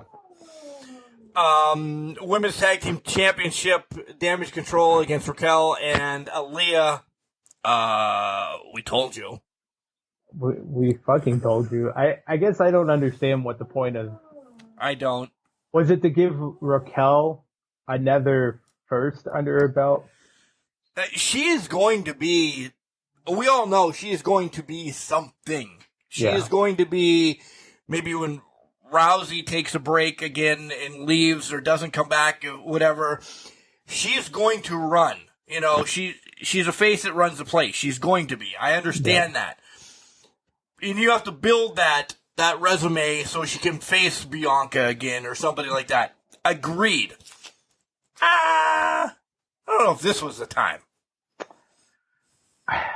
Was it not the time because it's not the time, or was it not the time because of the partner they gave her? The partner. Exactly. I think any time for Raquel is the time. Yeah. But they had to stick. I thought that may play into it a little bit more and make her a more dominant heel at that point when she eventually turns. Because let's be honest. It's happening. Raquel is going to be the heel, and it's going to happen. She will turn on Aaliyah. Well, I think this starts that storyline. I agree with that 100%. They're going to go through some losing matches for a while. Yep, exactly. This was the catalyst. There's going to be losses coming up here, and eventually she'll snap when Ronda either leaves or they just want to start building up that monster again to get that fast track going. But I get what they're doing. It's the women's champion. It's the first title. It's the first title in the main roster. We'll see where it goes from here. But again, we just got the result we should have got 3 weeks ago, in my opinion, in Io and Dakota Sky. Or Io Sky and Dakota Kai. But Gable against Gargano. I would love if we could get this like as a true go to town wrestling match and give them both time. Yes. Gable needs to get away from a shtick and be a wrestler, though. I need Gable away from him. Every time I see Gable, every time I see Gable now, every time I see Gable now, I internally cringe. Cringe because of Otis, but also because I'm still hung up and fed up with the storyline 2, 3, 4 years ago, whenever the hell it was, when they named Jason Jordan Kurt Angle's son. It should have been Chad Gable. It would have made the most sense. And then when you saw him in the 2 weeks ago when I saw them both in the ring at the same time, I nearly lost my shit. Because I'm like, it's the same goddamn person 20 years apart. Yep. It would have been perfect. It would have been excellent. They could have executed on it, but whatever. We're at where we're at now, but I will still argue and yell and be that old man yelling at clouds if I have to be. But I just want Gable to get a run and have success. I want Gable away from Otis. I want Gable away from Otis and let him run because he's such a talented individual. He has the quirkiness that Kurt had that made him such a great superstar and separated him from the likes of Rock and Austin and that. But if you think I've not liked Otis now, go back to first episodes when Can Crushers. I've hated Otis from day one. I just don't see anything in him. Blah. There's nothing in Otis besides just the ridiculousness of him winning the Money in the Bank and then the whole Mandy Rose storyline. That was what I loved about it. I hated all of it. I know you hated all of them, but that's kind of what I loved about it, was that weirdness and that ridiculousness of that all. That made sense. That made me laugh at that point, but After the Gargano and Gable match, we get some interaction with Theory. Theory takes out Gargano, but then KO comes out. What a fucking promo. KO delivered again. Yeah. And broke Austin's nose. And broke Austin's nose, true. But this is KO. And my God in heaven, finally the promo, this is what we wanted and needed for so long. So now he's a true babyface. Let's see where it goes with Kevin Owens. Everybody wants a title on him right now. He deserves a title right now. I understand it's wrestling, whatever you work for, this, that, and the other thing. I now want the title split. I do.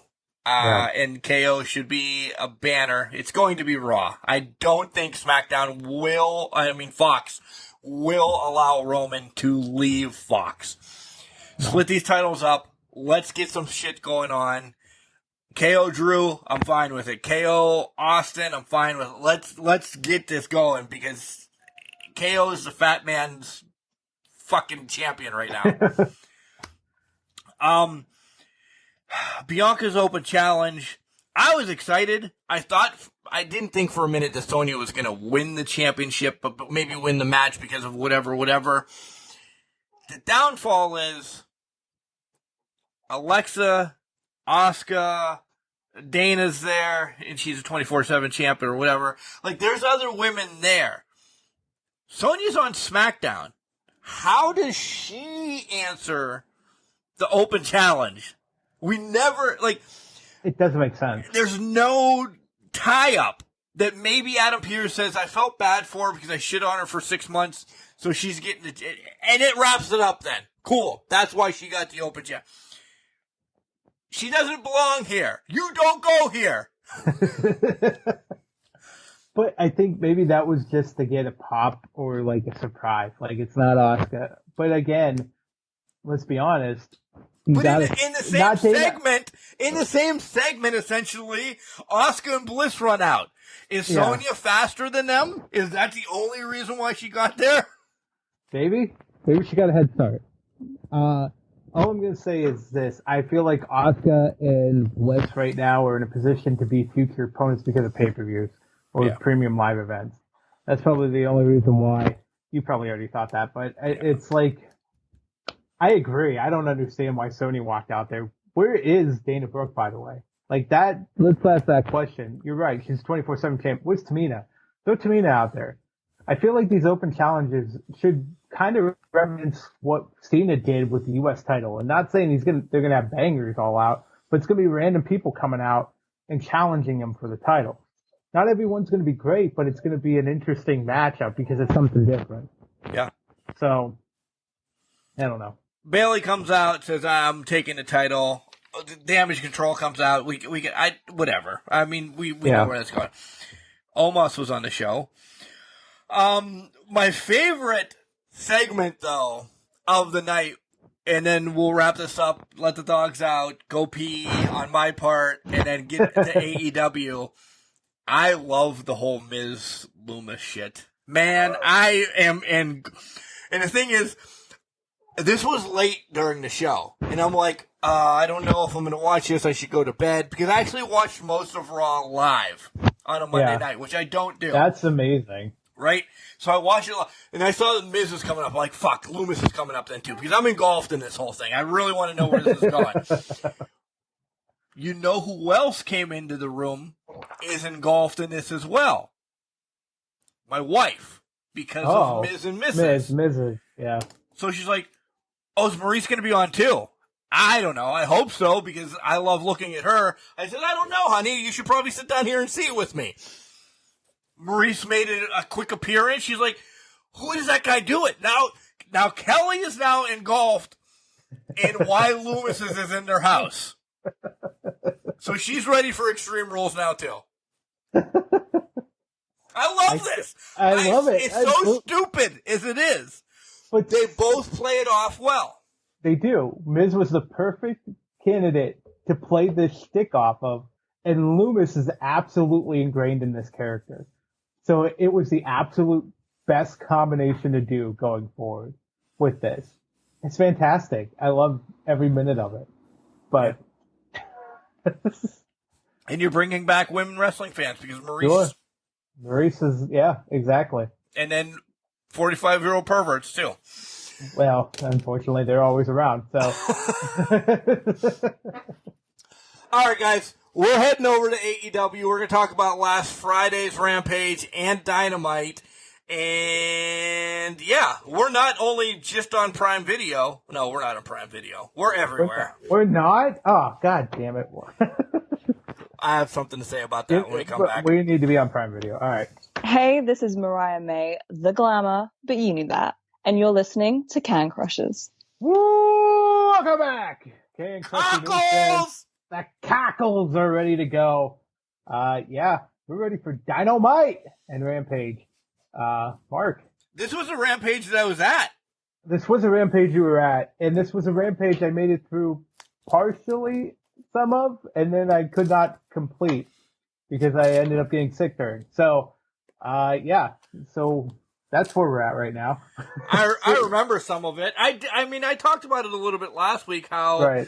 Cesaro and Dax had an awesome match, and that was Sammy defeating Darby to move on, that we essentially saw, and Smojo came out that we're getting a match set up for next week, making fun of Josh Woods and those guys. And then we had Deeb versus Madison Rayne. We did, yeah. I mean, it was a solid Dynamite from what I saw. I never really bought into Darby beating Sammy Guevara. I would have been pissed, actually. To be honest, me too. I didn't think that was going to be anywhere close to the case. If Darby would have won that match, I would have been completely pissed and surprised by that. So nothing really of note there. Madison and Serena, that's kind of where I had to tap out for a little while. Literally. But I didn't tap out like Madison did, but hey, that things of that nature. So, that was a solid match. I did not see the Claudio and Dax match, and I'm really pissed about it. I'm really upset about this. You really need to go back and watch it. I gotta watch it. You would enjoy it. I mean, it's not a classic, but it is a good match. Did we think that Dax was going to be ROH Heavyweight Champion? No, we didn't. Right. But they brought it on a week because essentially, like I said, it was recorded when I was in Buffalo. They brought it on a week that they're like, fuck. We need these two people to bring something. And they did. They did. They delivered. Yeah. Like, if you didn't think Claudio and Dax were going to deliver, you might have been drunk or really shit-faced or just live under a rock or something. But, yeah, I definitely have to look this one back up and see what Again, banger. It happened in Buffalo, though. Go back and listen to last week what I think about Buffalo. On that hatred there. On that note, though, Jenks, and I completely forgot about this. Shout out to a friend, somebody that's actually been on the show before, talking about some family issues and everything, and how it all wraps it around into wrestling. Cyril Yorns really picked me up this week. Yeah, that was a fascinating interview. No, it's the guy that made the post on Facebook. Oh, I'm sorry. I got it confused with one of the other interviews that came up this week. But that was one of the ones, thank you for reminding me on that, because that was one where it kind of it makes you realize what kind of impact you're actually having on anybody's lives on a given day, given week, given month. Because you and I just sit here. I don't know about you, but I love you, brother. We're talking wrestling, we're drinking beer, we're catching up, and we're having a weekly catch-up session. That's it.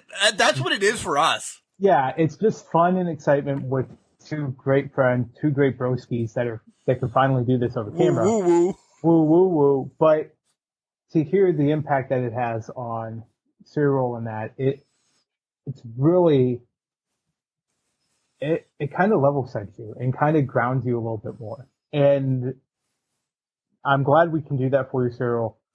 I wish you the best. And also, we're going to continue being jackasses. You know that. So we're going to continue to make you laugh. I mean, for me, I had to re-level set where my mind was right now. But I'm glad that we're making that kind of impact on people. There's not much else you can say. I hope you find the joy, the love, and you can feel it through the listeners, not just Hero, but anybody out there. If you need to pick me up or whatnot, I hope we can bring that to you week to week. Listen, this is going to sound like a good listen. No, I'm sorry. Because I'm trying to be serious for a minute. If we can touch one person, like I've always been told, you know, your goal in life, your goal in this whole crazy ass world that we are in, if you can touch one, you win. And I'm not playing a game here, but like, that's what we're all supposed to make each other better. We're all supposed to be there when we're down. And I think Ciro posted this on Monday or Tuesday or whatever day. And I know the day was already a bag of shit for me because it was probably raining outside or something. So I'm like, I'm fucking tapping out, going home, blah, blah, blah. I'm going to sleep. And Ciro makes this post. And I'm like, thank you. Because not only is it helping him, because we talk about mental health a lot on the show. We talk about, by the way, we have not brought this up, and I'm horrified that we didn't. September Suicide Awareness Month.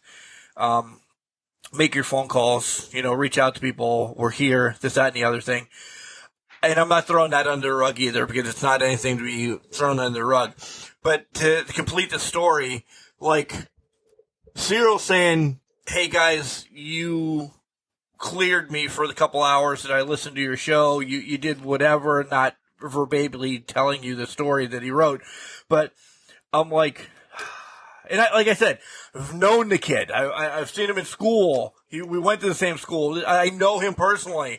And maybe that, it just is there to say, motherfucker, this is the win for this week.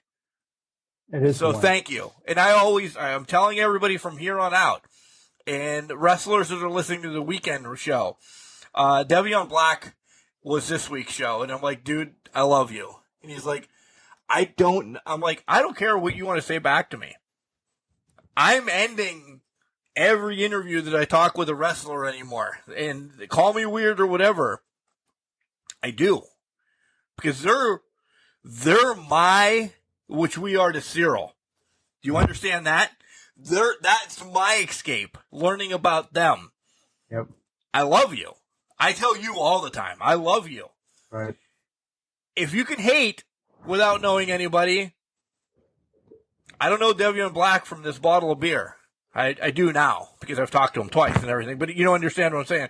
Like, I can love without knowing because you just get that feeling. And that's what Cyril gave me on Monday or Tuesday, whatever day it was. I'm like, wow, a wrestling podcast did this again.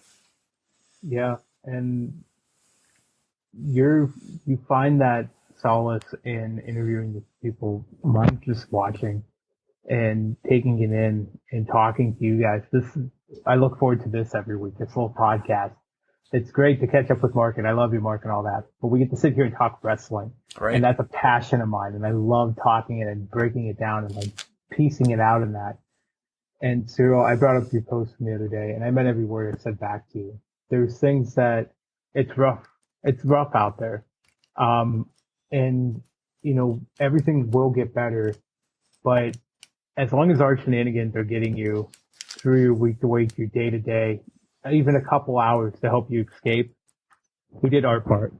And wrestling gives me that part. This couple hours does that part for me too. Cause lately it's just been so much on me.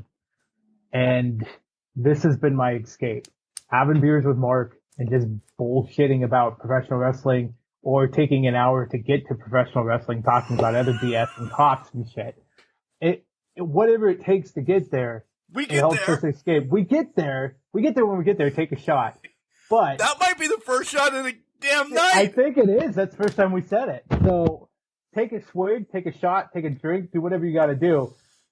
But Cyril, we're always here for you. We always will be, no matter what. And to anybody else out there that loves us, and we're gonna go forward.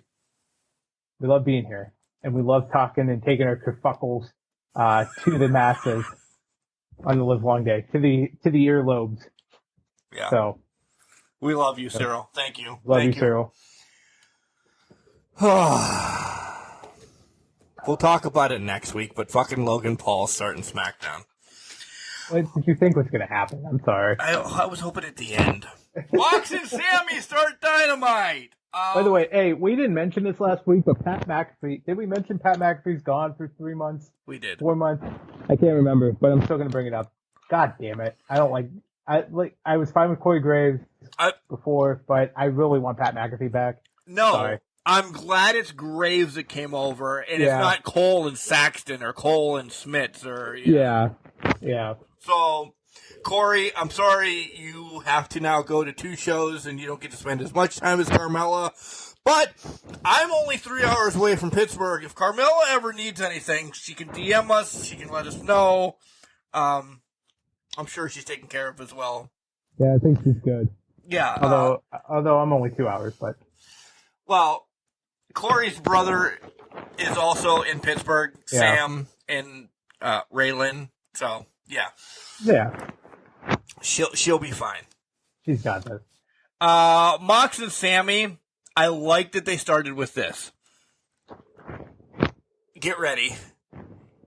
At no point did I think Mox was going to lose this, but at a little point, I'm like, they're swerving us. Okay, I had the same thought. Okay, as long as you Yeah. were on the same page, I'm like, Sammy's going to get a cheap victory here somehow. And I'd be all right with it.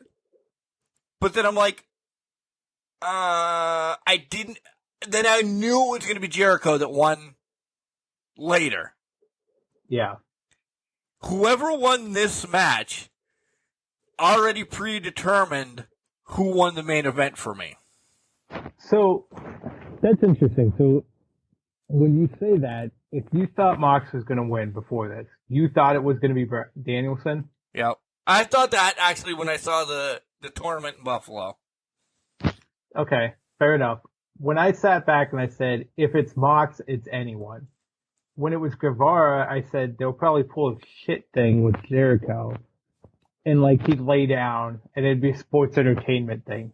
Your finger poke of doom type moment type deal going on there. But I was really glad it was Mox. Honestly, I didn't think it was going to not be Mox. I didn't either. You're not going to keep somebody off of a 6-week vacation. Especially after the promo.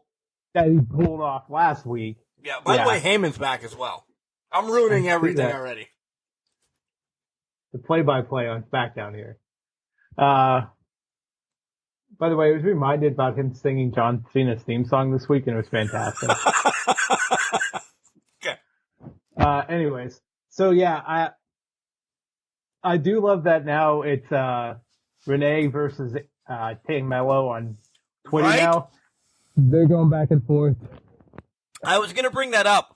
Yeah. Do we get Renee in? And I maybe not for a match or anything, but is this leaking to Renee coming to AEW to do something? Probably not, but I just would love to see Renee just show up on an AEW show, just come in and just start smacking people, smacking Tay Mello or Anna Jay, and just start causing chaos or something. Would love to see it. I do think there's going to be a little bit of chaos in that main event next week. There's no way this is a straight shoot. Brian Danielson versus Moxley match next week. There's no way that's a straight world title fight. Something's going down. I agree. So let's go there. We're going to jump to the main event. How about Danielson no selling Jericho? Oh, and staring at the title? That was fucking storytelling. Chef's kiss. I think it's Danielson and MJF.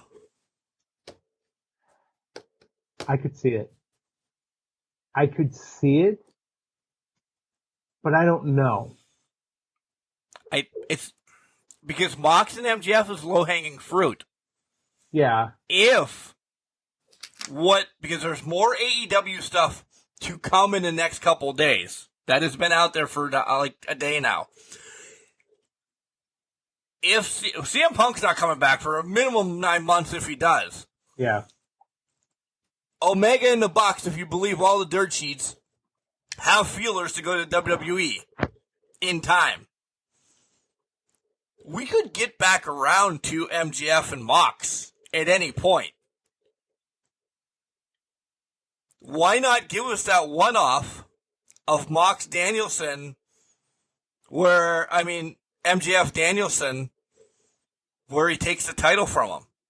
Because Mox has hurt him so much, the following week, MJF cashes in, takes that title.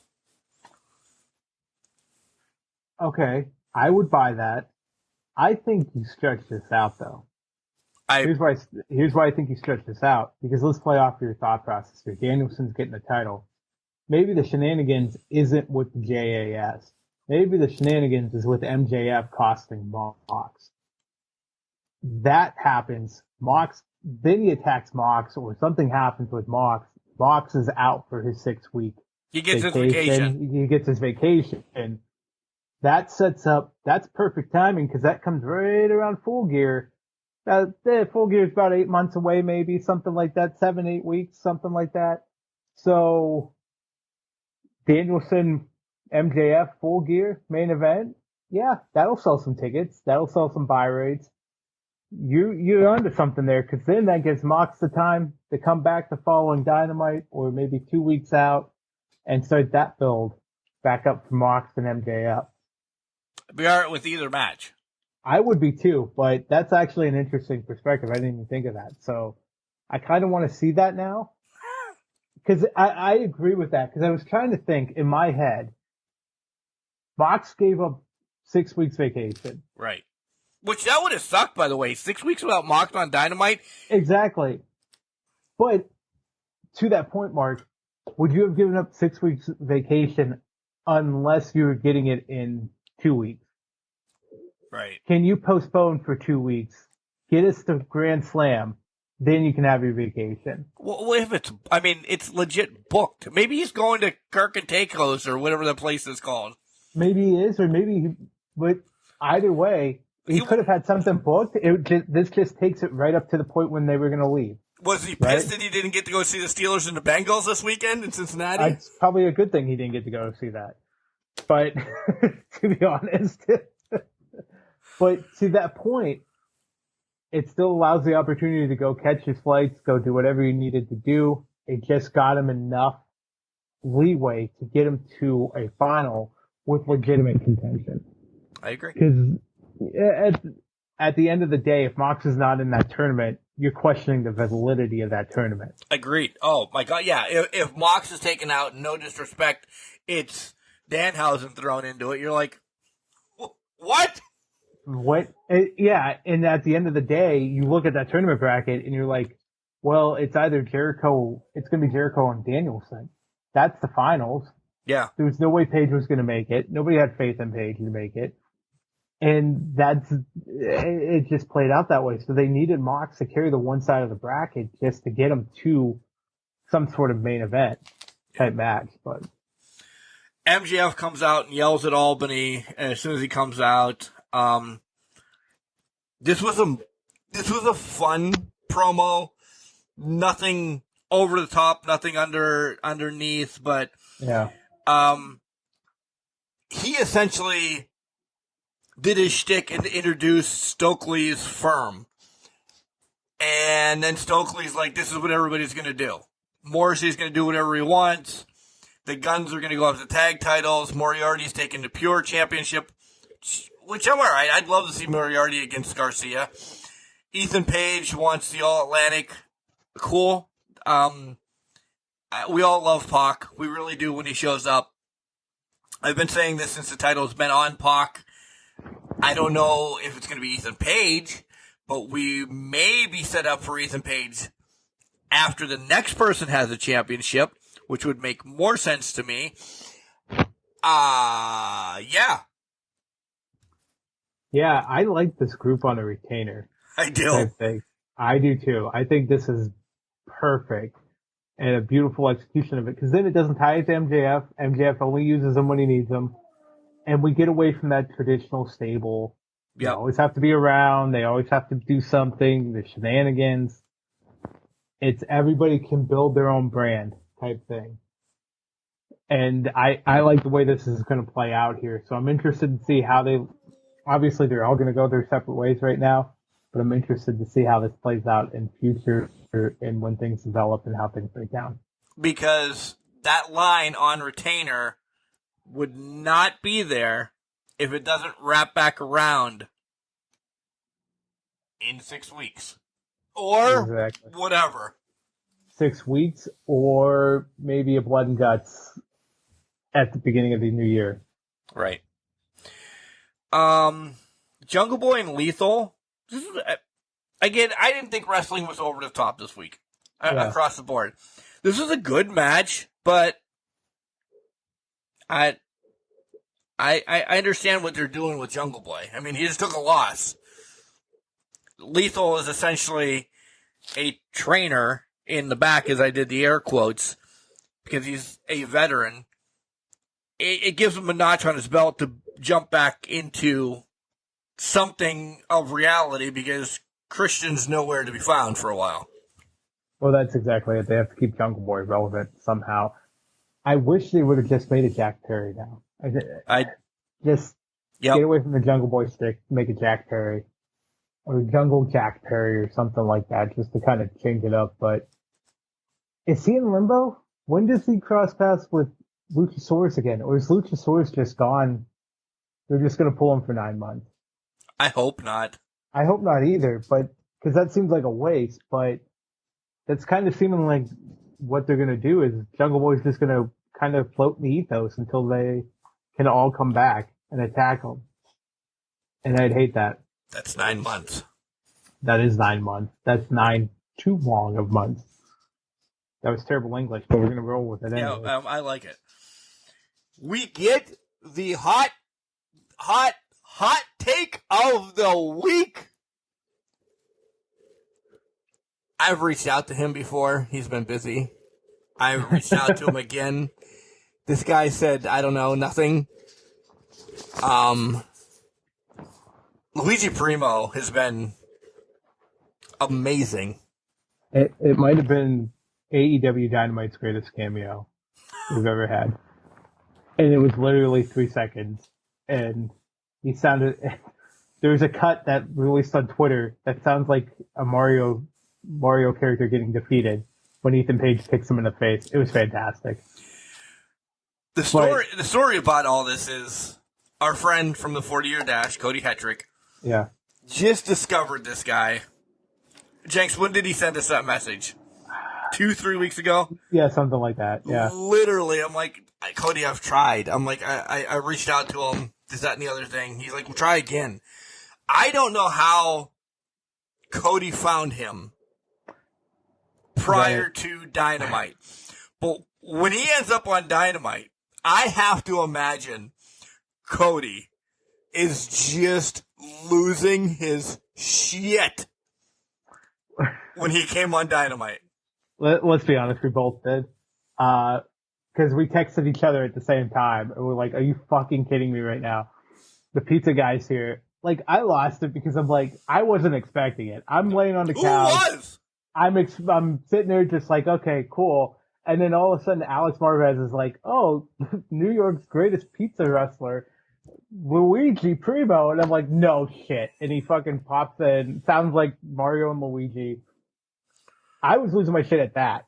But it's been coming for a long time. And now he's wrestling's hottest commodity. Yes. And he's got t-shirts, he's got everything. He's on Cameo, guys.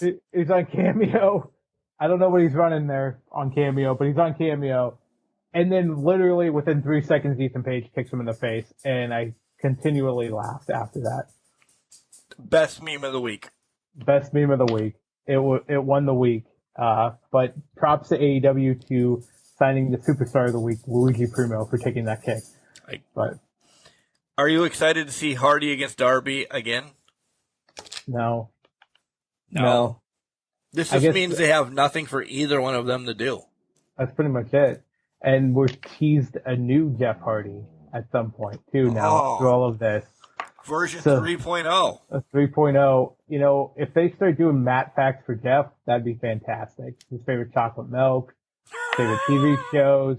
Would love to see that, but probably won't get that. Next week. Tony, Next week, Tony, we're calling. Tony get that up and running. Hobbs beats, I didn't even get his first name, but it was DiMartino. Matt DiMartino. I'm looking at the rundown here. Yeah. Yeah. Good job, Matt. Hobbs ran him over, and then Starks came out. They scuffle. All right. Is this going is this going to next week? We going to get something at next week? Probably not. Maybe on Rampage we do. I don't know. 2 matches left to be announced from what we heard. Yeah, but I've seen the lineup for Rampage. Yeah. I'm probably going to be saying the same thing. It's like, like this whole week was just, I mean, But see, right now we're getting Sammy against Ricochet on SmackDown. yeah. See, I think next week picks up for AEW, but we're going to be in the middle of it because it's Grand Slam week next week. Yeah. No matter what. For Raw, for WWE, they're a month away. they got to get to Extreme Rules, which is 3 weeks, Yeah. something like that. Yeah. But this would be better if Sammy was pinning Dana Brooke for the 24/7 title. I agree. That was a fancy move. But he needs to get on Raw because isn't Dana just on Raw? I don't know where she is anymore. She is, but he's just got to pop up somewhere and take the title. Yeah. We get a tag team title match and another, same thing the women had in WWE, the men have. I was like, why the hell are you giving us Lucha Brothers against Swerve for Your Glory, where the Luchas are always contenders for these titles? All right, is there going to be an injury?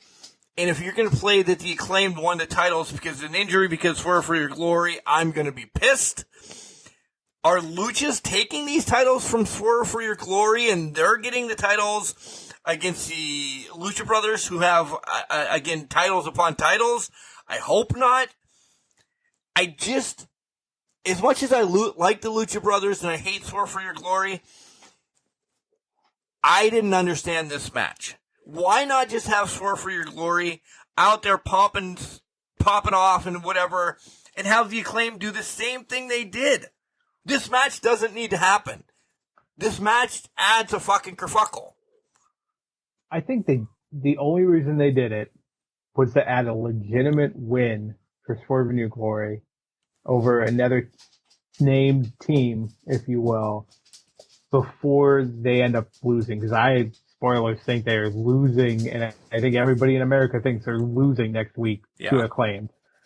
So I think the only purpose of this match was to give them a legitimate win over somebody that is a Trios champion. Or the Lucha Brothers who have been AEW Tag Team Champions. Oh, hey, we beat a former AEW former Tag Team Champion. That's how great we are. I think it's just to elevate the Acclaim next week. That is the only thing I took away from this match.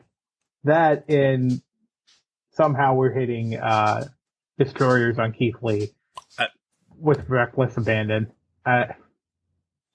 Yeah. I didn't believe it. I'm sorry. I couldn't believe it, but that had to hurt everybody involved. That's all I can say. Because that's a lot of mass to move, and that's nothing against Keith Lee. That's just a lot to move in that manner. Pac backstage was pissed that I think it was Marvez, said it was a bump in the road, and then Cassidy knocks out Pac. Yes. We want Cassidy to have that All-Atlantic Championship. Right? Well, everybody does. I think Cassidy is needed a title for, and I don't mean it mean, because he's well established, he's great, but just give him his due diligence, because the TNT title's not going anywhere for a while. Exactly. So this other one which is a mid-card title, essentially to me. Let's give that to Orange Cassidy. It can be on TV more. Maybe you get Miro back into the link of it, Ethan Page back into the link of it. It can be defended more. And I think we're all happy about that. I completely agree with that.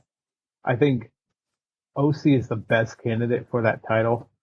And I think you're right. It is a transition to Ethan Page at some capacity. Because I love Pac, but again, it's not going to be around that often. Not going to defend the titles. Let's be honest, they only got the trios titles because of the whole incident after what happened at All Out. Yep. I'm really thinking, let's put it on OC. He needs to legitimize himself. We keep putting him in title picture after title picture after title picture, and he's not winning titles. No. Let's get him a title. Yeah. And let him be nonchalant about winning the title, too. I think that would be the most hilarious thing in the world. But just get him a title. He drags it behind him when he comes to the ring. Exactly. It's like, I don't want to carry this. I'll just drag it. It is what it is. So. I'm for it. Lexi's agreeing. She's moaning over here. Aw, Lexi. You give her a hug when we're done. I feel bad for her. It's rough. I understand Doggo's life. Yep. Next matchup is, and I actually enjoyed this, by the way, Britt and Deeb against Storm and Athena. Britt and Deeb get the win, which that actually, Max is now doing something crazy. I was shocked that Britt and Deeb got the win because I thought once Hayter came down was going to cause the whole controversy there. Yeah. And they lost, which is weird. So this is cool. I want to see where it's going. Yep. I don't care. Hayter, I think, is going to be the face in this and will be loved. But again, Britt is Britt. And there's going to be people like me that will cheer her no matter what. As much as you want Britt to be the bad guy, I don't think you can do that with Britt. Well, that's the modern day heel. Is they're so bad they're good. Yeah. Britt has walked that line. I mean, with you, it's a different case. Let's be honest. Yeah. You watch her grow up through the indies, watch her grow up and become who she is today. That's a whole homegrown product thing coming in your area. But to me, I didn't have that experience. But I'm not going to hate Britt. I don't hate Britt. Britt can say whatever she wants, and it doesn't make me physically throw up in my mouth and make me physically want it, like Hayter, like Charlotte. But it's like Britt does it so well. She can be. Thank you for clapping for me. I appreciate that. You're welcome. You're telling a bug, but Britt does it so well. You can't do anything but love her for it. So I agree with you. Hayter's going to be the face in this whole thing, and Hayter coming down, taking the shot at Tony, but then still kind of like, you and I are not cool. I like that little part of it because it still doesn't throw away all the past rivalries and say they're all buddy-buddy like you've seen in the past. Everything still matters, but there's still a new rivalry being grown here.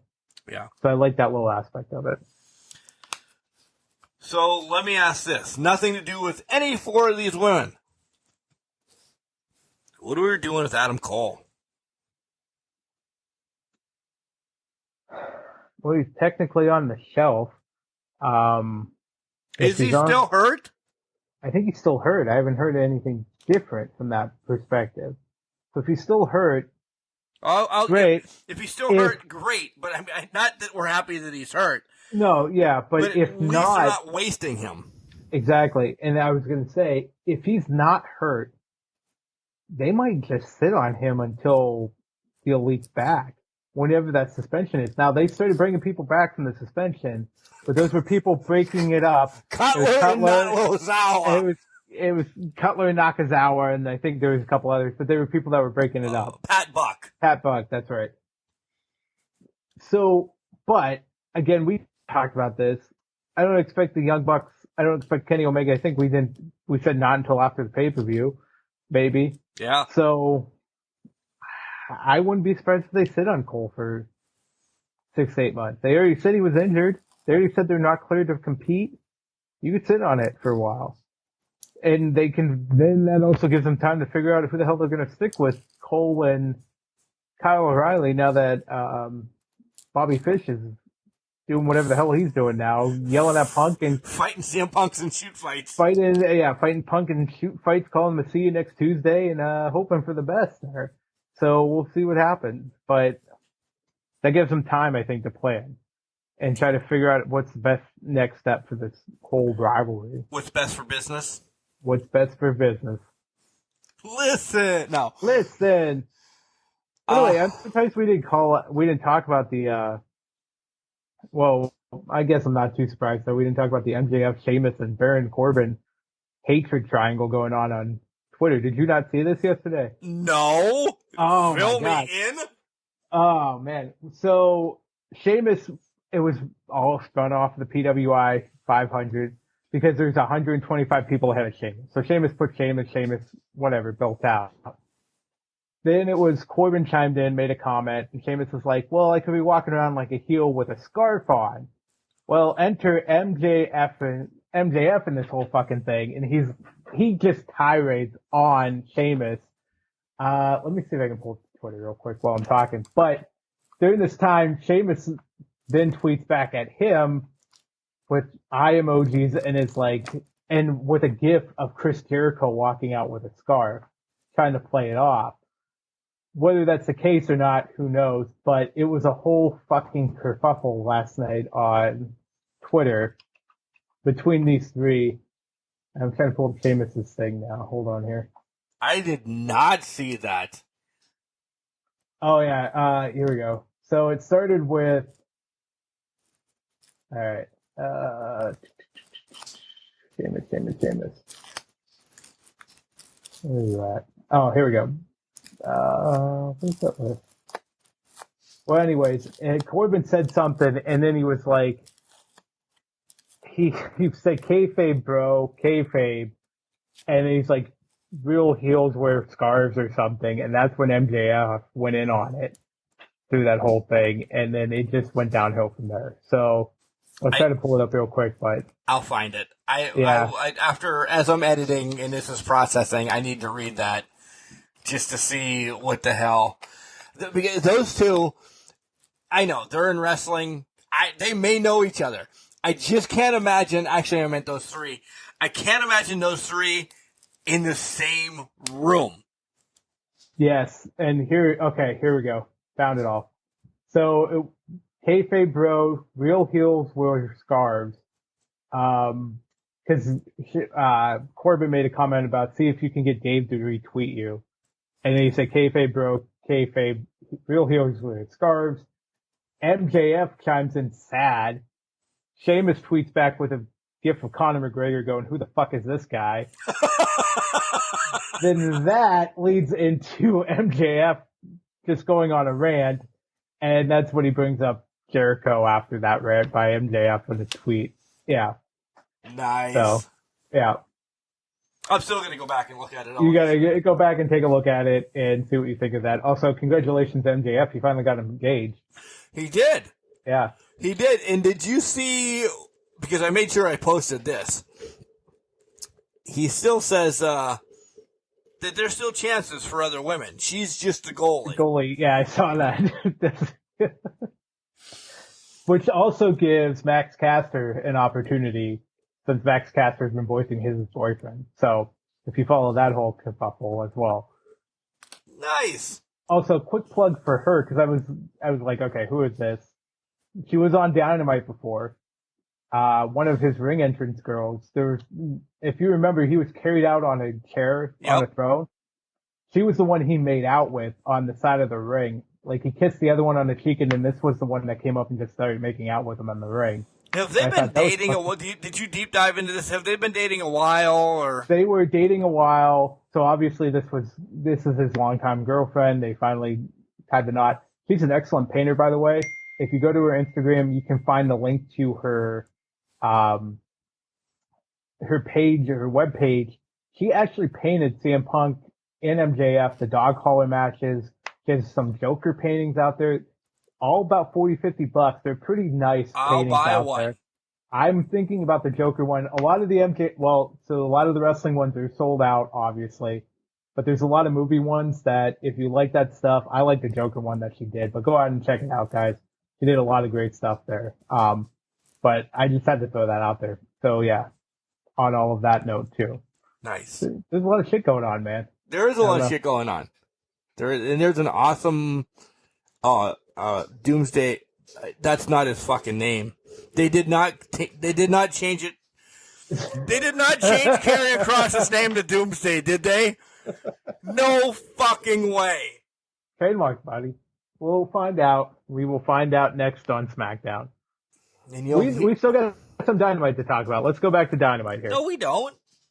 Did we talk about Jericho Danielson main event? I guess we did, kind of a little bit. I was trying to get your mind off of things, but Yeah, we did. all right, Mark's about to go ape shit on SmackDown here, but This is when you'll hear it next week. That's called a tease in the business. Yeah, we started with the whole yeah, BCC. the tournament, yeah. So Also, I'm noticing a trend here. Now they're putting wins on Lionheart, but not wins on regular Jericho. That's an Why? interesting. Exactly why? I don't know why. Do you have a guess? It just feels like None. there's something behind this, maybe. I'm sure there is, and I can't imagine where we're going with this. The Painmaker never got a win. Painmaker, the only win he got was Nick Gage, right? The Painmaker never got a win. Never got a win. Painmaker never got a win. Yeah, I don't get this.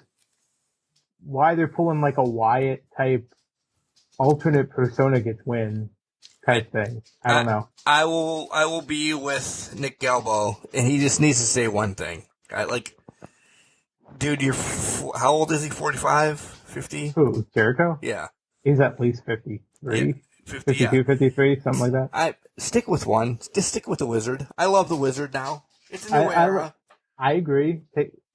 Oh, god damn it. You I figured realize it out what he's already. doing. Yeah, sports entertainment. Why multiple personas? There's always one that wins, always one that loses. There's always, the multiple personality type. This is a fucking Mick Foley thing. It's a Cactus Jack, Dude Love. Dude Love, Mankind type scenario going on here. Yeah. Thank God they don't have a Rumble. Jericho be coming out 3 times. They do, though. But I guess, fair they do. But what's Jericho going to do? Get eliminated and come running back out with another card deck? Apparently, that's in the works. Maybe. Apparently. I would hate it. Actually, as we're wrapping this up, the Lionheart is building wins. So the Lionheart can be your pure champion at some point. That's not over. You're right. Some point, Jericho's turning on Garcia. Oh, yeah. I think the turn has happened with Danielson coming out, putting the title on and everything. He's just kind of lingering. Right now. Do you think he actually gets the pure title? We need to. I fucking hope not. Jericho is just engulfed into this tournament to bring Garcia all the way back around to him after he won that title. Yeah. Now that he's out of the picture of the tournament, we're getting Danielson. I mean, we're getting Garcia. There's too many Danielsons, Bryans, Smiths. We're going to get Daniel Garcia and Lionheart again. Yeah. Because You're right. Again, a tournament of champions without Jericho is not a tournament. Yeah, it's the same concept with Mox. Yeah. Yeah. So, that's all I got. That's all I got. Love you guys. We love you Keep guys. being safe. Yeah.